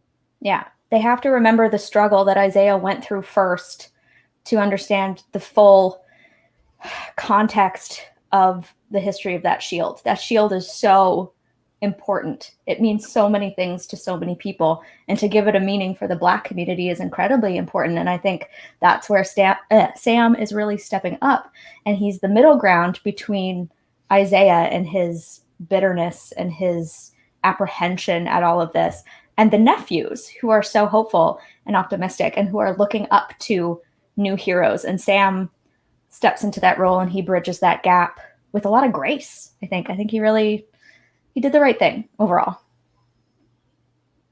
And Isaiah knows it. Yeah, I think you're right. I think Isaiah does know it. I agree with Kate as far as, keepers of the information, keepers of the knowledge. It is our obligation to tell the truth, to tell what happened. And the fact that pretty much the public as a whole knew everything that Captain America did in a sense of heroics, and Isaiah did the exact same thing and was imprisoned and essentially tortured for the majority of his life, and losing the love of his life. Of course, it's very easy to relate to that bitterness and understand where that anger comes from, and empathize with it. Not fully understand. But that emphasis on this diorama or this exhibit is just as significant. So having and this happened as well. That is something that. So I live in the South. I live in Virginia, and when it comes to telling it like it is, as far as history, especially early American history, being truthful and how the evolution of that, the evolution of truth kind of changes when it comes to what we read about in our textbooks or privately written, history books, seeing how that happens and comparing it to, this is the truth. This is what happens. This is what has happened. There's actually a lot of museums in my area and in my region that are getting a little bit more proactive and taking responsibility for making that happen and getting the truth out there. As far as when it comes to the history of the United States, everyone's story counts, and we've only heard a very small piece of the story. And Sam even points out that, Black people helped build the United States. Their history is just as important, just as deserving of a place in that exhibit as anyone's. Yes. So Eli Bradley. Isaiah. Patriot. No, Young. No, Eli. Okay, is that the nephew? The grandson. Yeah, he's gonna be Patriot. So Young Avengers. Yes. Oh, okay. Bring it all to me. Content previews. We knew you were going to talk about Young Avengers. You warned us. Yes, that's right. Well, I don't know who they are well enough, but awesome. Can't wait to see it. I just want Kamala Khan. That's the one I'm really waiting for. Mm-hmm. Yeah. I'm not really up on my Hulkling and Speed and Wiccan. It just seems like these TV shows are just kind of bringing it in. Cassie Lang. Yep. I want to see definitely some Hawkeye, like Kate Bishop coming in as Hawkeye. I can't believe they're gonna get me to actually watch a Hawkeye show because I'm actually really looking forward to seeing Haley Steinfeld in that part, because I've been a fan of hers ever since True Grit, which she is phenomenal in. And if anybody's not watching Dickinson on Apple Plus, check it out because it's actually a really good show. Ooh, all right. I'm going to check that out. I've been a fan of her since Pitch Perfect 2.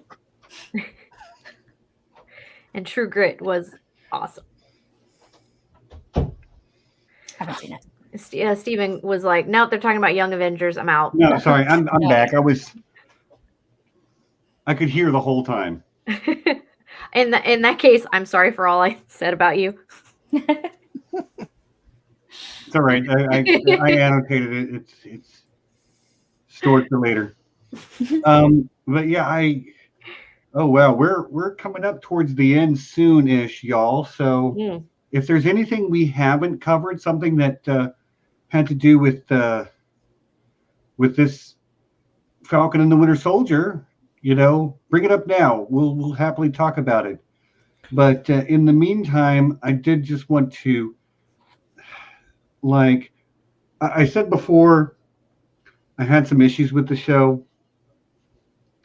A lot of it, I think, is just down to my sensibilities when it comes to things like pacing. And, John, you're an editor. It's an art form, and all art is subjective. So,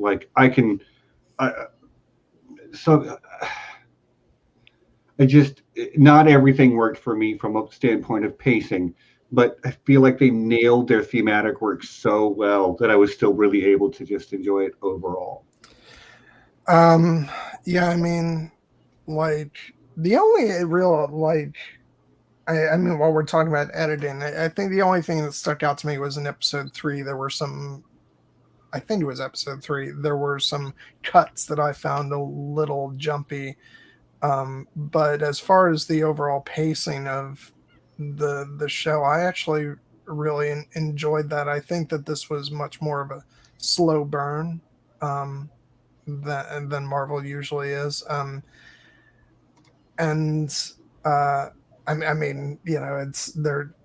Most of Marvel has been 2 to 3 hour films, so that's not surprising. But I did enjoy how this sort of ramped up, and yeah, it's funny because it seems that opinion on this one was kind of split because there were some people who really enjoyed it, and then there were some people it wasn't their cup of tea. But funny enough, it's exactly the kind of thing I was looking for from Marvel. It's because it muddied the waters a bit, and it got to know some of these characters on a more human level. And I know that I'm gonna respond far more strongly to especially Sam and Bucky, in the upcoming Captain America 4 than I might have otherwise without this show. Which is funny to say because, this is, especially since the showrunner is doing the 4th film, you can't get to that film without this. So, right. But yeah, it's interesting looking back at the end of Endgame. I remember I don't know if I was as warmed up to the idea of moving on to a new Captain America that wasn't Steve Rogers. With that simple handing over of the shield. But what's great about this show is that it was like a 6-hour character deep dive into what it actually means for Sam Wilson to become Captain America, and so now it's been so thoroughly earned emotionally and all that, so that they put in the work. Yeah, I agree. Yeah, Sam did the work. Yeah, and so when we get to that next film, I'm gonna be carrying the weight of of this story with it, and I think it's gonna make it really interesting to watch. So I'm looking forward to it. Yeah, I mean, I believe it's a quote from episode 1, or maybe it's got to be 2. When Sam and Bucky actually start working together. I can't remember the exact context, but he's like, you want to get closure, do the work. That's episode 5, actually. Yeah.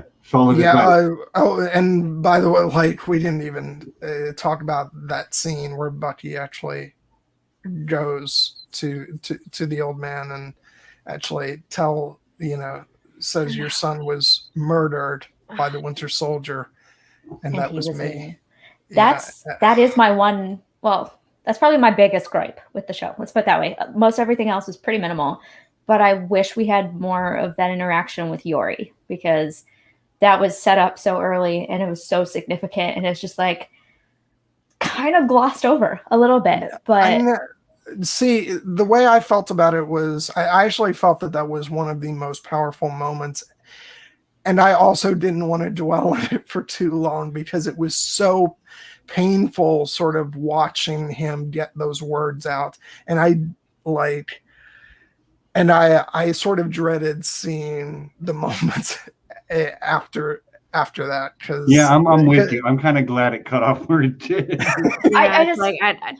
The reaction, I was just like, this could go anywhere. It was basically just Yor being like, what? His disbelief and pain at hearing those words, but we didn't get any closure from it. And that was what Bucky needed. And so we didn't see the closure. Bucky is the one that needed the closure, not us. I know. But they sort of, it was more of a tell, don't show. It was a tell, don't show that Bucky got closure with everyone and he just hands off the book. Mm-hmm. And so I was like, okay, we could have spent just a little bit longer on it. But what I did love about it is that you see Bucky for the first time, I think, acknowledge. He was like, I did it, but I didn't have a choice, because in Civil War, you see him have this conversation with Steve where he says, Steve tells him, you didn't have a choice. And he's like, but I still did it. And, he was grappling with that. He completed the actions. He was the one who did the terrible things, but he's finally come to terms with the fact that it really wasn't in his control, and it allowed him to move past it and to admit to it, because he wasn't hung up with his own responsibility for it as much as he once was. He still was, but it was just a little different. He was able to take Sam's advice and stop thinking just about his own guilt about it and think about the impact and how to reconcile that. But I just wish we'd had a little bit more of, how Yori reacted in terms of like, did he forgive him? Did they ever speak again? Like, I know he looks at him through the window in the restaurant, but I don't know. I doubt it. I doubt they have lunch dates anymore. Yeah, they're so cute. But see, I think the vital part of that was him accepting, actual responsibility and to actually go ahead and confess it. Yori's reaction isn't like, that's not the key there. It's not about whether he's forgiven. It's that he had to actually confront it, and I feel like that's the vital part there, and that's the part that I think we, the audience, needed to see. I think cutting away is very conscious on the part of the writers and the showrunners and everything, and like I was saying, I don't know that I wanted to see what came next, because it was just it was painful enough. We care about Bucky, and like he feels, I mean, he takes it, I think he's harder on himself probably than anybody else, and so to just see that sort of compounded, I just didn't need to see it, and I'm kind of glad we didn't have to. But yeah, I think it's about what I guess any viewer wants out of their emotional climax with something like that. Again, that's why I love the panel discussions for this type of thing. Not everybody has the same point of view, and like the conversation about the things that worked for us and the things that didn't is part of the fun. But I am going to she's been very patient. Yes, can we address Blue, the question? Thank you for being very patient. Mm-hmm. Can someone explain Val, where her power and influence comes from? I think the comparison to Nick Fury was pretty accurate. She is Madam Hydra. She is she has a lot of influence, and she is, in charge of a secret dark organization. And she's I haven't seen her a lot in the comics that I read. But when it comes to villains, I don't know. I just didn't really consider this angle, but I am kind of excited to see what's going on with her future and U.S. Agent. I think that's can't wait to see the trouble they're going to get into. See, and that was just one more thing. It's like Walker kind of comes around, in like the last half of the final episode, and then it ends with him like on board with her whole thing. It's like, no, dude, don't team up with her. But then if he didn't do that, then John, you might have to like him. That's true. He's totally going to be like doing some shady black ops with this. Yeah. Like, I don't even know if it's going to be a government organization or what. But yeah, I haven't read the comics, but from what I've gathered from the online community, she was once actually involved with Nick Fury, and she was an agent of S.H.I.E.L.D., but she was a double agent, and the Madam Hydra thing only lasted a little while, and she might be an amalgamation of a few different characters, bringing a few different things together. Is she like married to Wolverine, or is what's going on? Well, here? here's the thing. Look at Agatha Harkness from WandaVision. That's not the Agatha Harkness from most of the comic books. So they're going to reimagine her to be what they need her to be. Same with Zero. And Julia Louis-Dreyfus is dripping with charisma. Yeah. So is Anthony Mackie, for that matter. I kind of thought about that earlier. I was like, damn, he is just like so charming and so charismatic. And he was such a comic relief in most of the early movies, but he's really proven that he can carry this more Elena deeper role. I heard that when the character of Falcon was created, they basically called Anthony Mackie's agent to ask him to play that character before they ever opened up the casting to anyone else. And he is the only actor who has been approached that way specifically by Marvel. That sounds right, because they did the same thing with Chris Evans and RDJ. So that tracks. I would like to talk just a little bit about something I did not like. Okay. I hate the whole power broker angle. I thought that was like so terrible, and I don't like the way any of it was executed. I kind of said the same thing. Yeah, it's I think there was definitely a continuity issue. I actually didn't. I think I might have like excused myself when you guys were talking about Sharon Carter. Sorry about that. No, that's fine. Like it bears mention again, I did not love that either. Here's the thing. I was probably maybe more into the weekly breakdowns and the discussions around it than some people. And so there was a lot of speculation that was going to be the case. So I had sort of braced myself for it and thought about it. And I think the way that they wrapped up the informational pieces with her expositional talk with Carly at the end made it make a lot of sense. And same with the end credit sequence. So I think they've rationalized her behavior a lot. And I think what they didn't go in was the history, because we have Zemo in, I guess it was episode 3 in Madripoor, saying that he knew the power broker by reputation and referred to him as a he. And he knew him before he went to jail after Civil War. So what I think is that it was probably more of, it might even be a larger organization. She may just be one of the heads of something, or she may have deposed a former head creature. Yeah, where like have we heard Hydra? of that before? Yeah, cut off one head, 2 more grow back in its place. But you know what I mean? Where it was just like she went to Madripoor after Civil War, and she may have ingratiated herself with powerful people to, gain something for herself and try to survive there. And there may be other people that she works with. She may not be the power broker, but I think and the power they broker, set it up. The power broker may be like the Dread Pirate Roberts. Yeah, that's exactly kind of what I'm getting at, because she clearly can't have been doing this for too long, because she's only been in, like, they said that she dusted, but I'm wondering if that was a fake out, like whether because she just went so undercover that they just didn't realize that she was still active somewhere. It looks like she hadn't aged a day to me. Yeah, maybe that could be a thing. Emily Van Camp, forever young. She's from 30 minutes from where I live, by the way. Cool. There's so much Canada in the show; it's hilarious. Emily Van Camp is Canadian. Georges St. Pierre is French Canadian, and so the whole Algerian French thing and the baguette and the French fries was just hilarious and very meta. And Carrie Skoglund, the director, is also originally from Ottawa. So all the Canadians rocking in on your patriotic show.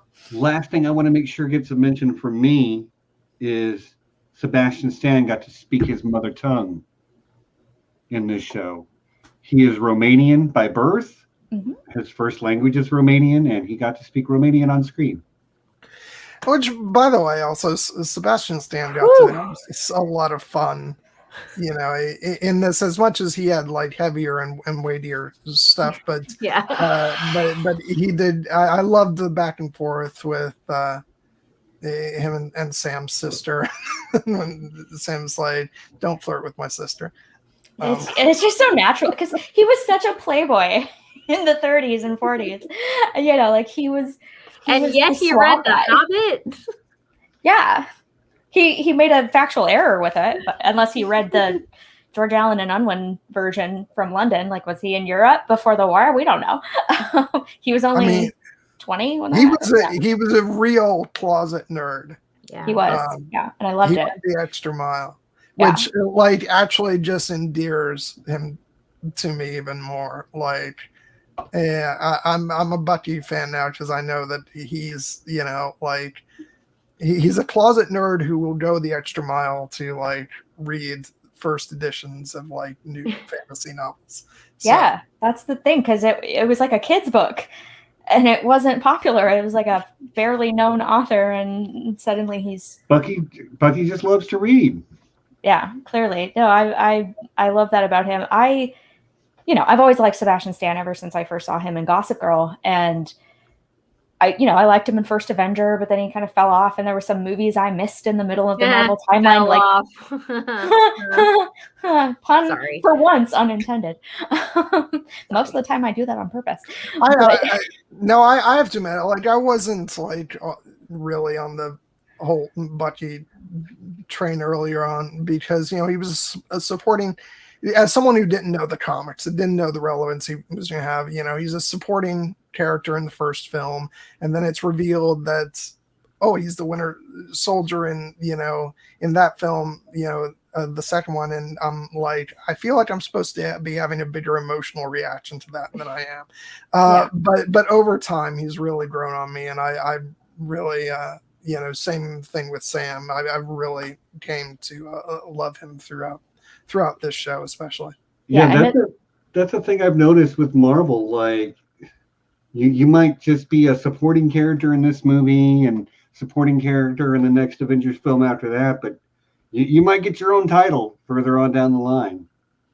Yeah, I missed a bunch of his story with Winter Soldier and Civil War. Those were some of the movies I hadn't seen until recently. Ooh, and so two of my favorites. Yeah, and now they're my favorite, among my favorites too. So I saw him come back at Infinity War, and I was like, the fuck did he come back? I was really confused by it, but I was like, all right.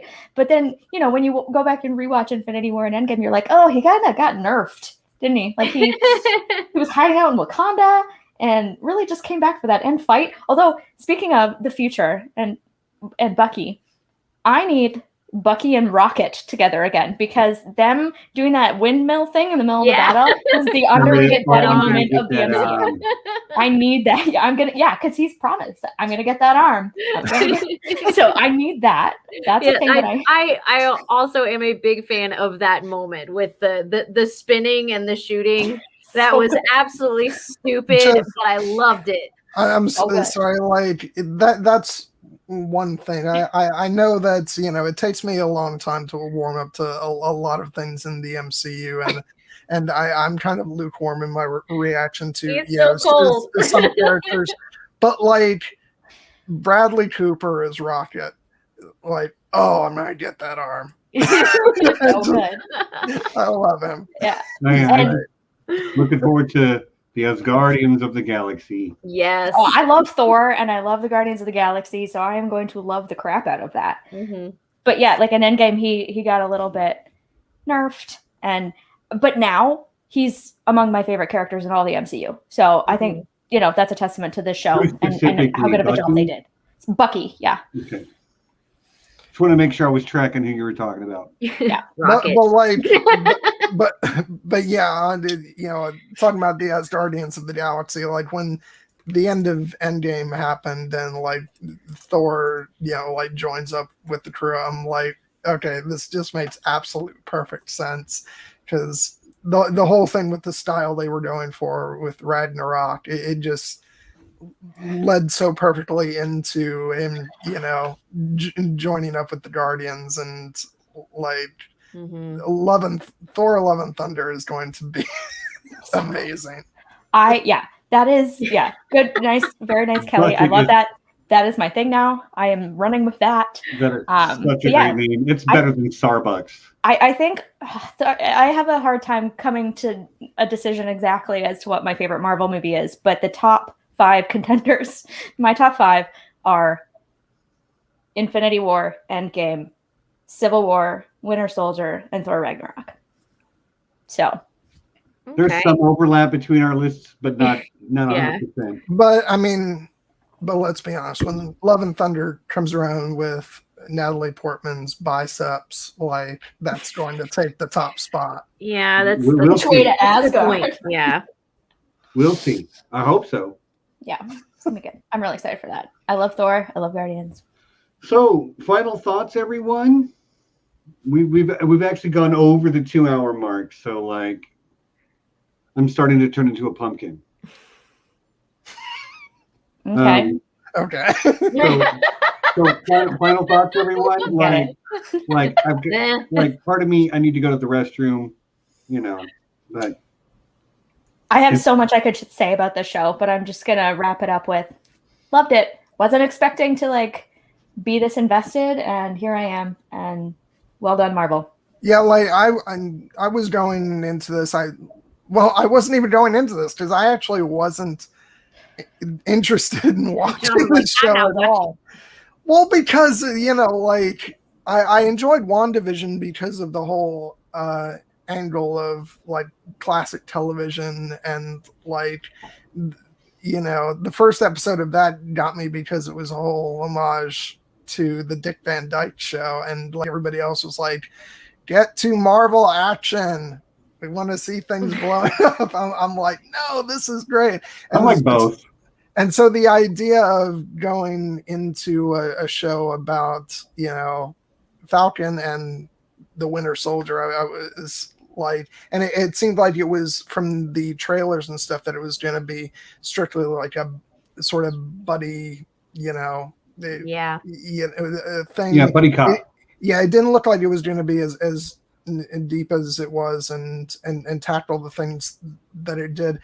So I was just like, I don't like. We just got done with WandaVision. I need to put the brakes on. I don't know if I can tackle this. But then they seriously impressed me from like the first episode, and yeah, I really enjoyed it so much more than I expected to. So yeah, big thumbs up for the show.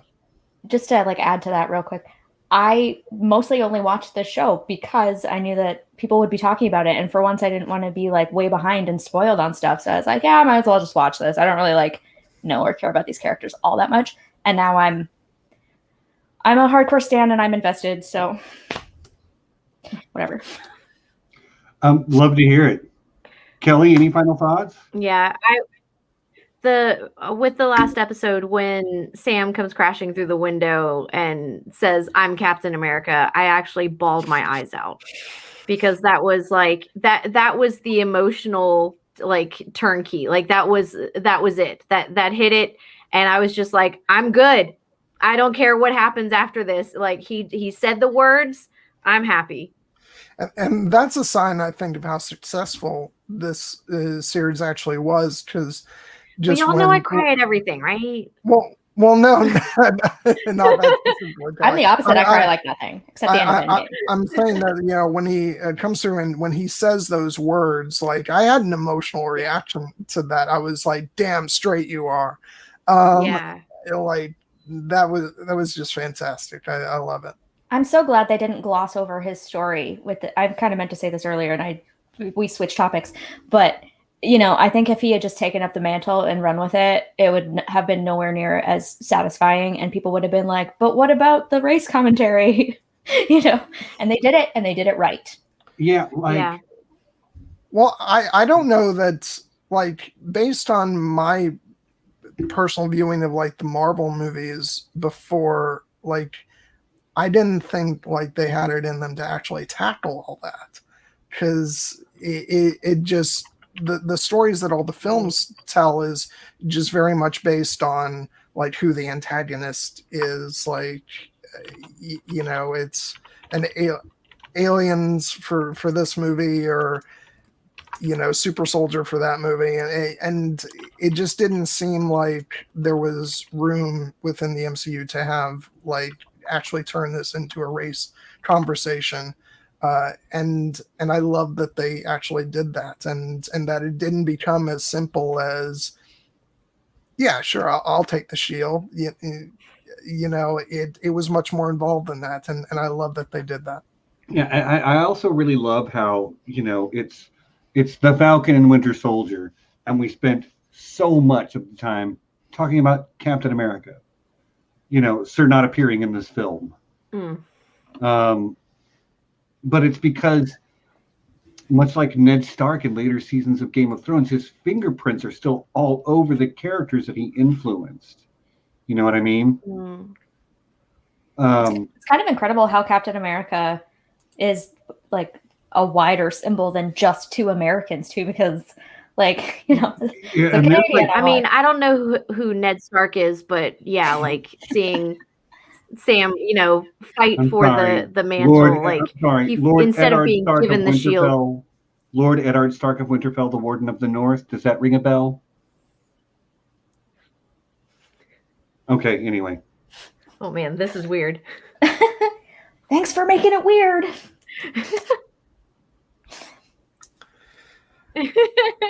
But like, anyway, Look, like it wouldn't be on me if I didn't do that. a non Falcon Winter Soldier topic, because this is Marvel. Like, before we sign off, I just have to say, Emilia Clarke, y'all. And Yep, I can't we wait got for her. it. We got her.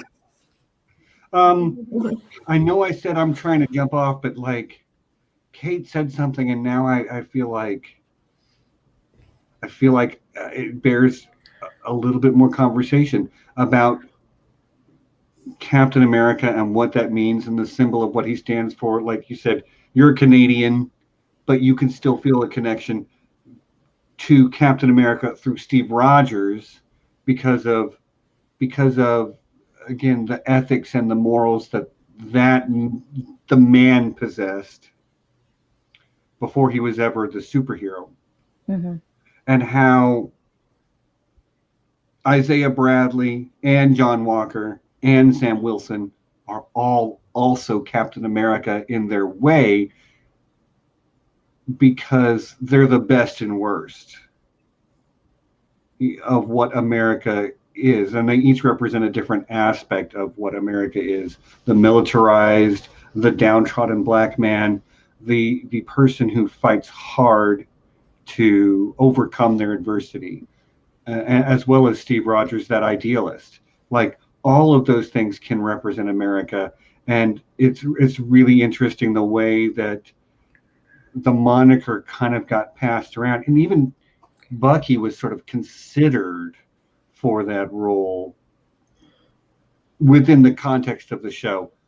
At least between he and Sam, they were talking about, like. But I love that moment when they're having it out with Walker and Bucky gets the shield and he just walks over and drops it right, you know, at Sam. Like, it's like, to him, it's not even a consideration, really. He's like, this is yours, pick it up. Take it. That's something we barely touched on in this, you know, nearly 2.5 hours now. It's like the shield. We barely touched on the shield, but it means a lot of things to a lot of people, and there's so much there that I could go into, but obviously have no time. But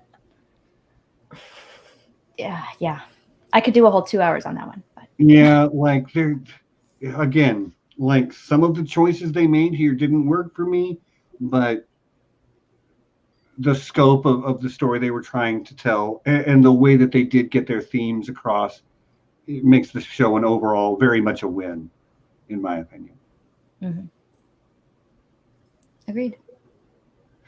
Okay, well, I guess that's it. I do want to just add to one more thing, just hopping onto the talk about the shield, and this, I think we mentioned the shot briefly, but I just like, you know, talking about how the moniker of Captain America, you know,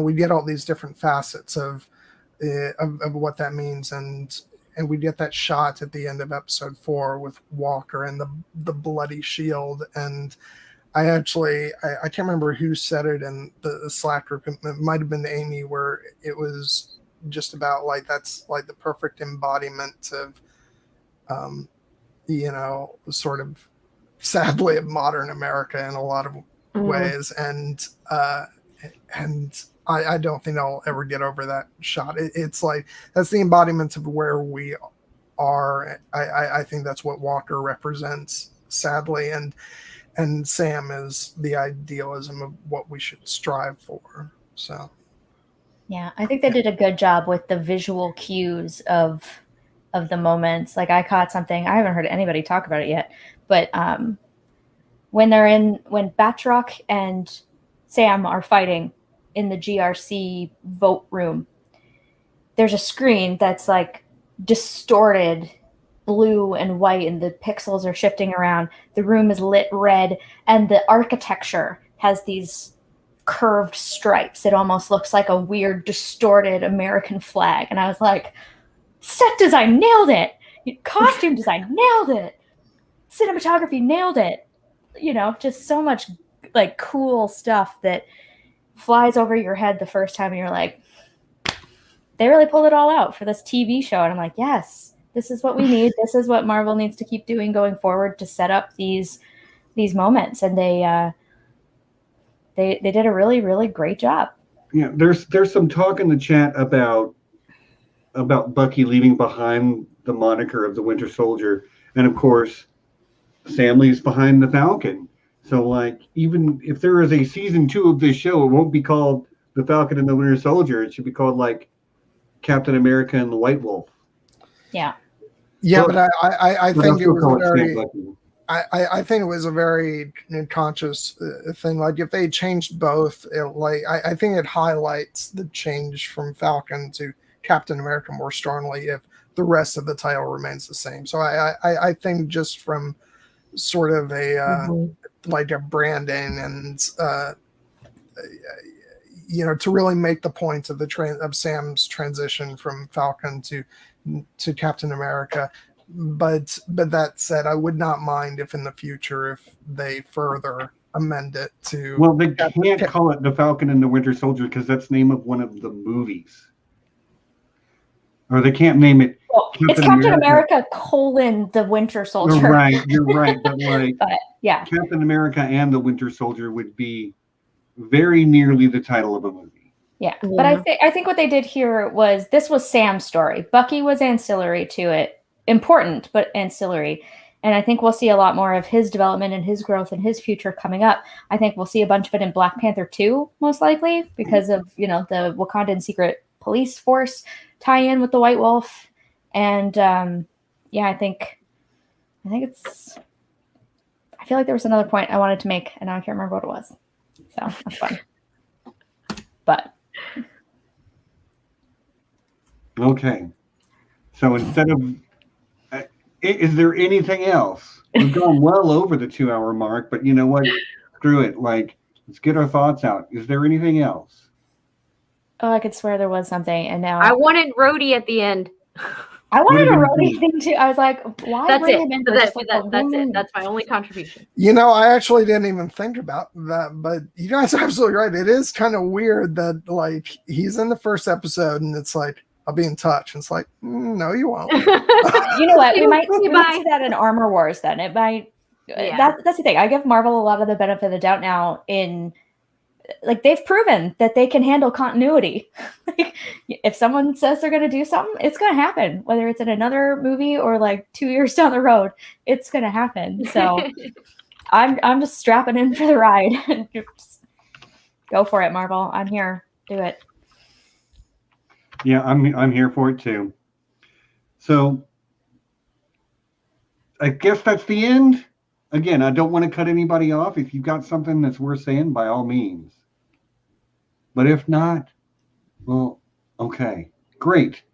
Thanks for coming, everyone. Yeah, I think everybody should be, make sure they tune in to Here Be Dragons, because most likely there's going to be discussions on Loki. Oh yeah, I was literally gonna mention that. Sorry, Steven. No, you're fine, Kelly. A good hype person is always a good thing to have. Yep.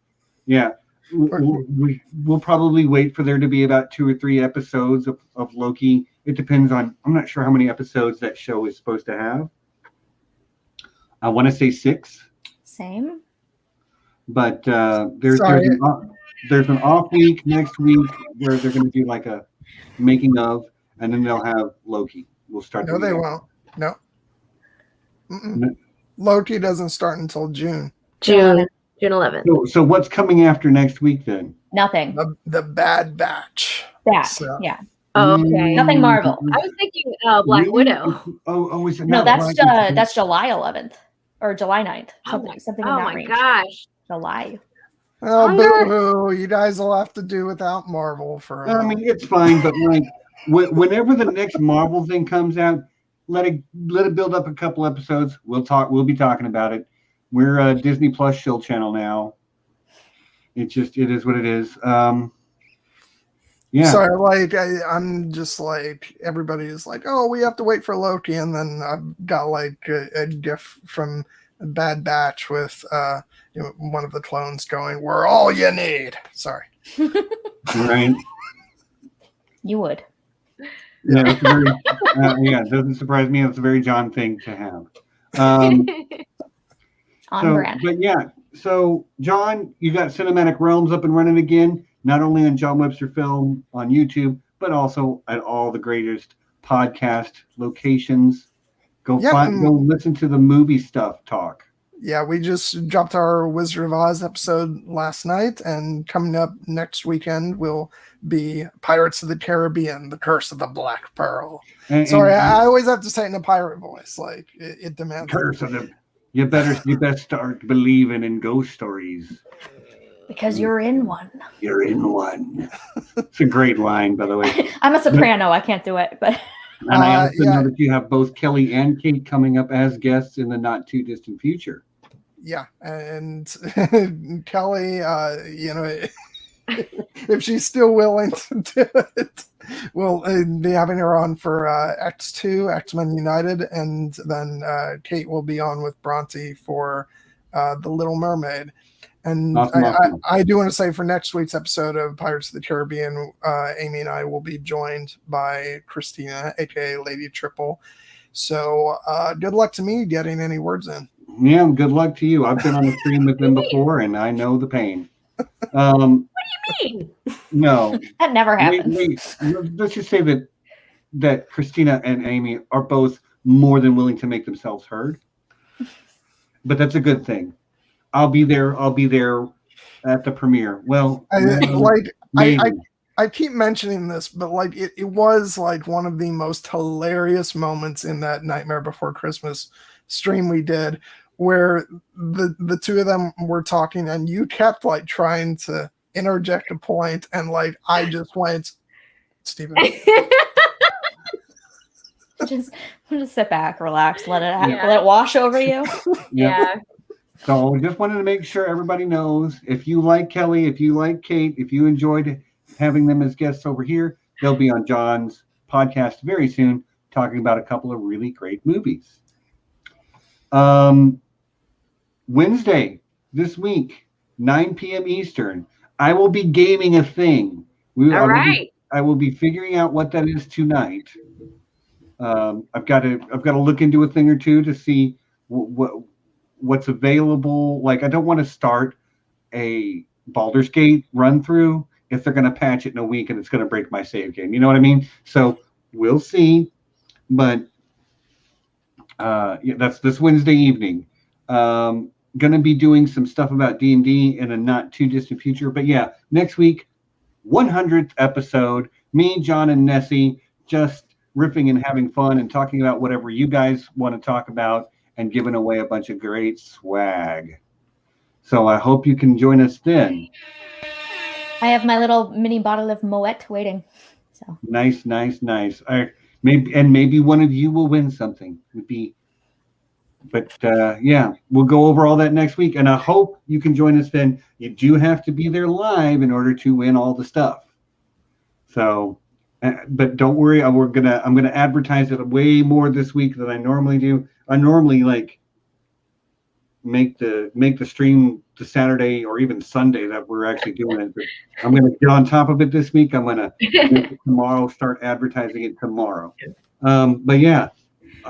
I'm just excited. It's 100 episodes, y'all. It's 100 episodes. It's a huge accomplishment, and I'm very proud. It's a big deal. I'm very happy with the community that we've built. John, Kelly, Kate, you're all part of that. You folks there in the chat who are here week in, week out, you're all part of that. Even those of you that are not here every week, we still are very thankful for every person who shows up to take part in the conversation.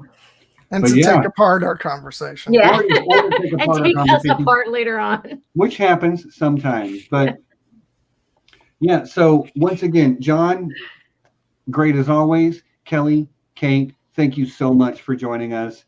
It's always a pleasure working with you. Um, I really highly value your different perspectives, and thank you for adding your unique thoughts and feelings to the conversation. Thank you for having us. Yeah, thanks for. So yeah, until next week, you guys, you know what it is. Peace and be excellent to each other.